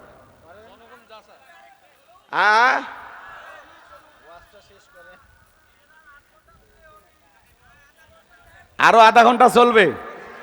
মাশাআল্লাহ। কারা কারা চলবে দেখি একটু হাত তোলেন। বাপ রে বাপ, সাহস আছে ভালো। লিল্লাহি তাকবীর। এ ভাই, এ ভাই, এ গেঞ্জেলা ভাই বসেন তো, আবারও কান্তিস। আপনি সাগিদারি করবেন? আরে বাদা, মাহফিলে উল্টাপাল্টা কিছু কয়নি তো, বলতেছে আমার কানে কানে, হুজুর তো আবারও কাজ। ডাক্তার সাহেব তো খুব মহব্বত, সেই বগুড়ায় গিয়ে কষ্ট করে দাওয়াত দিয়ে আনছে। আমি বললে ভাই একবার তো গেছি, একবার করে সিরিয়াল দেওয়া কঠিন। করছে না হুজুর, আবার যাওয়া লাগবে, এলাকার মানুষ চাইছে। তো এইবার এমন এলোমেলো আলোচনা ধরছি যাতে আর জীবনে দাওয়াত না দেয়। খারাপ লাগতেছে? আমি যে কথাগুলো বলতেছি কোরআন হাদিস অনুযায়ী ঠিক আছে তো? হুজুর কথা ঠিক আছে তো ইনশাল্লাহ? আচ্ছা, একটু লাইন একটু এলোমেলো করি আপনাদের জন্য, কথা বোঝেন নাই? তাহলে আমার দিকে তাকান। সৎ কাজের কি করা লাগবে? আদেশ। এরপরে ওয়ানহা আনিল মুনকার, অসৎ কাজ থেকে মানুষকে বিরত রাখা লাগবে। নিজে অন্যায় করব না, মানুষকে অন্যায় করতে দেব না। এরপরে সন্তানকে বলতেছে, ওয়াসবির আলামা আসবাক, ও আমার কলিজার টুকরা সন্তান, বিপদ আপদ মুসিবত আসলে সবর করবা, ধৈর্য ধারণ করবা, আল্লাহকে ভয় করবা। বলেন তো, জীবনে বিপদ আপদ মুসিবত আসলে ধৈর্য ধারণ করার দরকার আছে না নাই? ধৈর্য ধারণ করবে যারা, জীবনে সফল হতে পারবে তারা। তার ধৈর্য নাই, সফল হওয়ার রাস্তাও নাই। ধৈর্যশীল হওয়া লাগবে। যারা জীবনে ধৈর্য ধারণ করবে, সবর করবে, এরা জীবনে সফল হবে। কথা বলেন? রাগ করতেছেন মনে হয়। এরপরে সন্তানকে বলতেছেন, ওয়ালা তুসাইর খাদ্দাকা লিন্নাসি ওয়ালা তামশি ফিল আরদি মারহা ইন্নাল্লাহা লা ইউহিব্বু কুল্লা মুখতালিন ফাখুর। সন্তানকে বলতেছে বাবা মানুষকে তুচ্ছ তাচ্ছিল্য করবা না, আছে না নাই? সন্তানকে বলতেছে এই ড্রাইভারের সাথে কেন কথা বলিস, ওরা ছোট লোক, এই দারোয়ানের সাথে কথা বলিস ছোট লোক, আছে না নাই? একটু ধনী হইলে টাকাওয়ালা হইলে দারোয়ানকে ড্রাইভারকে মানুষ মনে করে না। মোটা মানুষ চিকন মানুষকে দেখে কয় এক ধাক্কা মারলে খুঁজে পাবো, বিলের তলে পড়ে মরবো, কথা কয় না। ফর্সা মানুষ কালোকে দেখে কাইলু, মানে তুচ্ছ তাচ্ছিল্য করি, অবজ্ঞা অবহেলা করি, যেটা করা কবিরা গুনাহ, কথা কয় না। মানুষকে তুচ্ছ তাচ্ছিল্য করা কি কবিরা গুনাহ। কাউকে তুচ্ছ তাচ্ছিল্য করবেন না, অবজ্ঞা অবহেলা করবেন না। ফর্সা বানাইছে আলহামদুলিল্লাহ, মোটা হয়েছেন আলহামদুলিল্লাহ, কিন্তু আপনি মোটা ভয়ে এমন ভাব নেন মানে চিকুনগুলো ধাক্কা মেরে ফেলে দিন, এরকম আছে না নাই ভাই? এগুলো করবেন না, তুচ্ছ তাচ্ছিল্য করবেন না। সন্তানকে কখনো অহংকার শিখাবেন না। সন্তানকে বলবেন বাবা ড্রাইভারও মানুষ, আঙ্কেল বলবা, দারোয়ানও মানুষ, আঙ্কেল বলবা, চাচ্চু বলবা, দাদু বলবা, কথা কয় না। সন্তানকে শিখান, মানুষের সাথে মিশান। আপনি কোটিপতি হতে পারেন, এরপরে সন্তানকে অভাব শিখাবেন। হাজার হাজার টাকা সন্তানকে দেবেন না হাতে, অপচয় নষ্ট করবে, গাঁজা খাবে, মদ খাবে, ইয়াবা খোর হবে, কথা কোন টেকে না। সন্তানগুলোকে মানুষ বানাবেন, পারবো তো ইনশাআল্লাহ? কথা বলেন পারবো তো ইনশাআল্লাহ? আল্লাহ এই আমলগুলো আমাদেরকে করা তৌফিক দান করুন। এরপরে বলতেছেন ওয়ালা তামশি ফিল আরদি মারহা, জমিনে দাম্ভিকতা করো না, অহংকার করো না। তুমি কি অহংকার করে লাথি মেরে জমিন ফাটায় ফেলতে পারবা? মারেন তো একটা লাথি, মারেন তো, আপনার পায়ের 12টা বেজে দেবে, আল্লাহর জমিনের কিছু হবে না, কথা বলেন ঠিক কিনা? এই জন্য আল্লাহ রাব্বুল আলামিন বলতেছেন এই অহংকারের সহিত জমিনে বিচরণ করো না। আর যারা অহংকার করে আমি আল্লাহ তাদেরকে পছন্দ করি না। পৃথিবীতে যারা অহংকার করবে তাদেরই পতন হবে, কথা বলেন ঠিক কিনা? এই জন্য বাজান দাম্ভিকতা করবেন না। ধনী হয়েছেন আলহামদুলিল্লাহ, শুকরিয়া। নেতা হয়েছেন, এমপি মন্ত্রী হয়েছেন আলহামদুলিল্লাহ, আল্লাহ শুকরিয়া। দাম্ভিকতা অহংকার করা যাবে না, কথা কন। আগে মন্ত্রী এমপি নির্বাচনের আগে রাস্তাঘাটে জনগণের কাছে নিয়ে সেলফি তুলতো, আর এখন মন্ত্রী এমপির কাছে যাওয়া যায় না, 3-4 জন এসে ধাক্কা মেরে ফেলে দেয়, কয় মন্ত্রীর রাস্তা দে, কথা কয়। এই হলো ক্ষমতা, এই হলো দাম্ভিকতা। আমরা দেখি না, মাঝে মাঝে দেখি না? বাপ রে বাপ, কঠিন অবস্থা। তো যাই হোক, তবারক আলী রেডি। আমার পরেও যে বক্তা আছে আমি তো জানি না, কথা আমার পরে বক্তা হলো প্রধান আকর্ষণ মিস্টার তবারক আলী। উনি রেডি হয়েছে না, প্যাকেট হয়েছে, ওনাকে ফাইন করে নিয়ে আসেন পর্দা সহকারে। জি, মা বোনদের জন্য অনেক আলোচনা করেছি। মা আল্লাহ আমার মা বোনদেরকে পর্দা করার তৌফিক দান করেন, জোরে বলেন আমিন। নামাজি হওয়ার তৌফিক দান করেন, চিল্লা করেন আমিন। 4টি আমলে মা বোনদের জন্য 8টি জান্নাতের দরজা খোলা। 1 নাম্বার নামাজ, 2 নাম্বার রোজা, 3 নাম্বার ফরজ পর্দা, 4 নাম্বার স্বামীর খেদমত। এই 4টি আমল আল্লাহ মা বোনদেরকে করার তৌফিক দান করুন, চিল্লা বলুন আমিন। আর একটু জোরে বলুন আমিন। আখিরি দাওয়ানা আলহামদুলিল্লাহি রাব্বিল আলামিন। আসসালামু আলাইকুম ওয়া রাহমাতুল্লাহি ওয়া বারাকাতুহু। তবারক রেডি, অনেক টাকা দিয়েছেন আপনারা। এই স্লিপ যে কোনটা কি ওই ছেলের মা সিটির মধ্যে কি লিখছে শুনবেন? আচ্ছা, এই নাকের ফুল দিয়েছে, হাজার হাজার টাকা দিয়েছেন আপনারা, আলহামদুলিল্লাহ। অনেক টাকা, কবরস্থান, জীবনের শেষ ঠিকানা কবরস্থানের জন্য আপনারা দিয়েছেন। সবাইকে কবরে যাওয়া লাগবে, কথা বলেন, কবরে যাওয়া লাগবে না? কবর সবাইকে যেতে হবে। 1 মিনিটে বলাই লাগবে, শুনবেন? মাশাআল্লাহ, ভাইয়ের আগ্রহ আছে, ওনার জন্যই শোনানো উচিত। আপনারা তো আবার পরে দেবেন, আমি কি দোয়া করব? ডাক্তার সাহেব কিছু বলবেন আপনারা? ভাই একটু কি দেয়া যাবে? আমার হাতে দেওয়ার মতো কেউ আছেন? কালেকশন দেওয়ার মতো, যে হুজুর এতক্ষণ বসেছিলাম কিছু টাকা নিয়ে আপনার হাতে দেব। মা নাই, বাবা নাই, কবরে চলে গেছে, সবাইকে কবরে যাওয়া লাগবে। জানে যে পাশে কবরস্থান, আহারি, এ দুনিয়া থাকার জায়গা না, আমরা কেউ থাকবো না, সবাইকে যাওয়া লাগবে। না জানি কখন মালাকুল মউত সামনে দাঁড়িয়ে যায়, আমরা কেউ জানি না। সবাইকে বিদায় নিয়ে কবরে যাওয়া লাগবে। একটু মেহেরবানি করে যদি দেওয়ার মতো কেউ থাকেন, যে হুজুর মুসাফিরের হাতে দেওয়ার জন্য বসে আছি, একটু দেন। 2-4 জন যদি কেউ থাকেন আমার হাতে দেন, 500 টাকা, 1000 টাকা, 2, 4, 5, 10,000 যা পারেন জীবনের শেষ ঠিকানার জন্য। আজকে মরলে কালকে 2 দিন, পরের দিন কেউ কাঁদেবে না। যাদের জন্য করলা কামাই মরলে তারা চিনবে না। থাকতে সময় করো আমল, ইমান করো খাঁটি, তোমার আমার শেষ ঠিকানা 3.5 হাত মাটি। তোমার আমার শেষ ঠিকানা 3.5 হাত মাটি। আমার এক চাচা নগদে 500 টাকা জোরে কোন মারহাবা। আল্লাহ চাচার দান কবুল করো, হায়াত বাড়ায় দাও, জিন্দিগির গুনাহগুলো মাফ করে দাও, কোটি কোটি টাকার মালিক বানায় দাও, দুনিয়া আখিরাতে ইজ্জত সম্মান বাড়ায় দেন, জোরে কোন আমিন। খুব দ্রুত গতিতে যারা দিবেন তারা।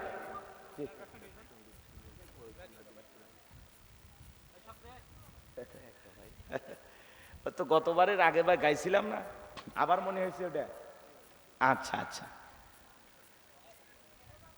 ভাই, ছেলে পেলে একটু ব্যাগ নিয়ে পাঠায় দেন, আল্লাহর রাস্তায় দেন। 10, 20, 50, 200, 100 হয়তো শরম লাগতেছে, হুজুর উঠতে পারতেছি না, দেন ওই ব্যাগের মধ্যে যাও পারেন, খালি বিড়ি ম্যাচ বাদ দিয়ে আল্লাহর রাস্তায় দিয়ে দেন। তাহাজ্জুদের সময় আল্লাহ দেখতেছে, দেন দেন, সবাই দেন, মহিলা প্যান্ডেলে পাঠায় দেন। আমার মা বোন যারা বসে আছেন, মা আমি জানি নাটোরে মা বোনেরা যে সুন্দর রান্না করে, মাশাআল্লাহ। আজকে আমি রান্না খাইলাম, বাপ রে বাপ, এত সুন্দর রান্না। আর মনে হয় এই বছরের শ্রেষ্ঠ মেহমানদারি আজকে হয়েছে। আমি পেট ভরে 4টে ভাত খাইছি বহুদিন পর, আলহামদুলিল্লাহ। খুবই ভালো রান্না, যেটা খাই ওইটাই ভালো লাগে, আলহামদুলিল্লাহ। খুব সুন্দর রান্না, যে মহিলা রান্না করেছেন, আমার যে বোন বা মা, আল্লাহ যেন তার হায়াত বাড়ায় দেন। চিল্লা কোন আমিন। আমারে মেহমানদারি করা, ওনারা আমারে খুশি করছে, আল্লাহ যেন ওনাদের জান্নাতের মেহমানদারি করায় দেন, জোরে কোন না আমিন। কষ্ট হচ্ছে ভাই, কষ্ট হচ্ছে। আচ্ছা এদিকে তাকান, ছেলে পেলে গেছে, ব্যাগ নিয়ে সবাই দেন। আর সবাই একটু তবারক, তবারক রেডি করেন। জি, মোনাজারাতের মধ্যে তবারক। এখন ওই যে আপনার সাকিব আল হাসান একটা অনুরোধ করছে, একটা গান শুনবে, শোনাবো? হ্যাঁ আচ্ছা, বলবো বলবো। হ্যাঁ, আসসালামু আলাইকুম হুজুর, আমরা এই অত্র এলাকারই যুব সমাজ, আমাদের বিবাহের বয়স শরীয়ত মোতাবেক হয়ে গেছে, তাই আমরা চাচ্ছি আপনি আমাদের বিবাহের ব্যাপারে কিছু উপদেশ দেবেন আমাদের পিতামাতাকে। তার মানে ছেলে পেলে পোলাপান বড় হয়ে গেছে, যুবক হয়েছে, বিয়ে করার মতো বয়স হয়েছে, আপনারা বিয়ে দিচ্ছেন না। এই পোলাপানগুলোর এত কষ্ট আপনারা কি একটু বুঝতেছেন না? হ্যাঁ, শীত চলে গেল, ওদের বউ নাই, ওদের দুঃখ বোঝার কেউ নাই। যে সমস্ত ছেলে পেলে যুবক হয়ে গেছে, অভিভাবকদের দায়িত্ব বাংলাদেশের, এদিক শোনেন, বর্তমান। জি বাবা, এটা কারে দিছো? 100 টাকা আমারই দিছে, বাপ রে। আজকে আলহামদুলিল্লাহ, যে ভিতরে এক ভাই দেখা করে যে কয় টাকা দিচ্ছে জানি না, উনি বলতেছে হুজুর আমি গরিব মানুষ, কিন্তু আপনারা খুব ভালোবাসি, কিছু হাদিয়ে দিলাম। ভিতরেও দিছে এক ভাই, আলহামদুলিল্লাহ। এই যে ভালোবাসা, আল্লাহ যেন কবুল করেন, জোরে বলেন আমিন। আসসালামু আলাইকুম হুজুর, আমি নাটোরের ভাতিজা, আমার তরফ থেকে আপনার জন্য সামান্য কিছু উপহার দিলাম, কিন্তু ওই ছোট্ট 2-1 লাইনে যদি পড়েন তাহলে উপকার হয়। নাটোরে আসলে পাটুলে যাই নাকি, নাটোরের ভাতিজার সাথে একসাথে ঘুরে বেড়ায়। Thank you. ও মানে ঘোরাফেরার দাওয়াত দিছে। আচ্ছা বাবা, 100 টাকা দিচ্ছে, আল্লাহ কবুল করেন, জোরে কোন আমিন। ও তোমার গহনা দিন ফো রাইয়া যাইবে, গহনা দিন ফো রাইয়া যাইবে, যৌবনে লাগবে ভাটি, ওহি যে দেখো ডাকিতেছে তোমায় কবরের মাটি। বলবো? ওহি যে দেখো ডাকিতেছে তোমায় কবরের মাটি, যেদিন সন্ধ্যার আগে ডুববে রে বেলা, এক নিমিষেই ভেঙ্গে যাবে তোমার রঙ্গেরই মেলা। কারে দিবা তুমি জোরে ধমক, কারে দিবা তুমি জোরে ধমক, কার মাথায় ভাঙবা লাঠি, ওহি যে দেখো ডাকিতেছে তোমায় কবরের মাটি।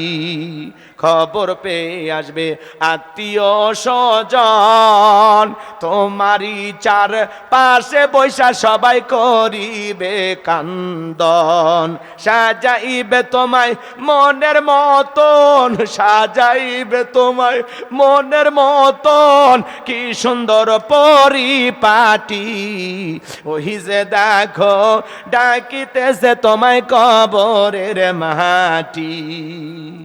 গইরা মরো তুমি, ফিরা মরো তুমি, মায়ারি পিছে, এত আশা ভালোবাসা সবই যে মিছে। কোন দিন যেন আইসা পরে, কোন দিন যেন আইসা পরে আজরাইলের হাতের চিঠি, ওই যে দেখো ডাকিতেছে তোমায় কবরের মাটি, ওই যে দেখো ডাকিতেছে তোমায় কবরের মাটি। জোরে কোন মারহাবা। আল্লাহ কবুল করেন, কবরে যাওয়ার আগে নেক আমল করা তৌফিক দেন। জোরে কোন আমিন। চলুন আমরা সকলে দরুদ ইব্রাহিম পড়ি। আল্লাহুম্মা সাল্লি আলা মুহাম্মাদ ওয়া আলা আলি মুহাম্মাদ কামা সাল্লাইতা আলা ইব্রাহিম ওয়া আলা আলি ইব্রাহিম ইন্নাকা হামিদুম মাজিদ। আল্লাহুম্মা বারিক আলা মুহাম্মাদ ওয়া আলা আলি মুহাম্মাদ কামা বারাকতা আলা ইব্রাহিম ওয়া আলা আলি ইব্রাহিম ইন্নাকা হামিদুম মাজিদ। ভাই, তার মা জীবনের শেষ চিঠিতে লিখেছিল, বাবা আব্দুল মালেক, যেদিন এই চিঠিটা তোর হাতে থাকবে সেদিন আমি মা দুনিয়াতে থাকবো না, কিন্তু আমার যে চোখটা দেখে তুই অবহেলা করেছিস, আর যে সুন্দর চোখটা দিয়ে পৃথিবী দেখো, আমি মা ছোটবেলায় এই চোখ দুটো তোমারে দান করেছিলাম। এই কথা মা জীবনের শেষ চিঠিতে আরো কিছু কথা লেখা ছিল, তো যতটুকু মূল দরকার আমি সেটুকু বললাম। একটা মা সন্তানের জন্য নিজের চোখ দিতেও কার্পণ্যতা করে না। সে মা বাবার সেবা করব ইনশাআল্লাহ। ভাই দোয়া, আল্লাহুম্মা আমিন। রব্বানা যালামনা আনফুসানা ওয়া ইন লাম তাগফির লানা ওয়া তারহামনা লানাকুনান্না মিনাল খাসিরিন।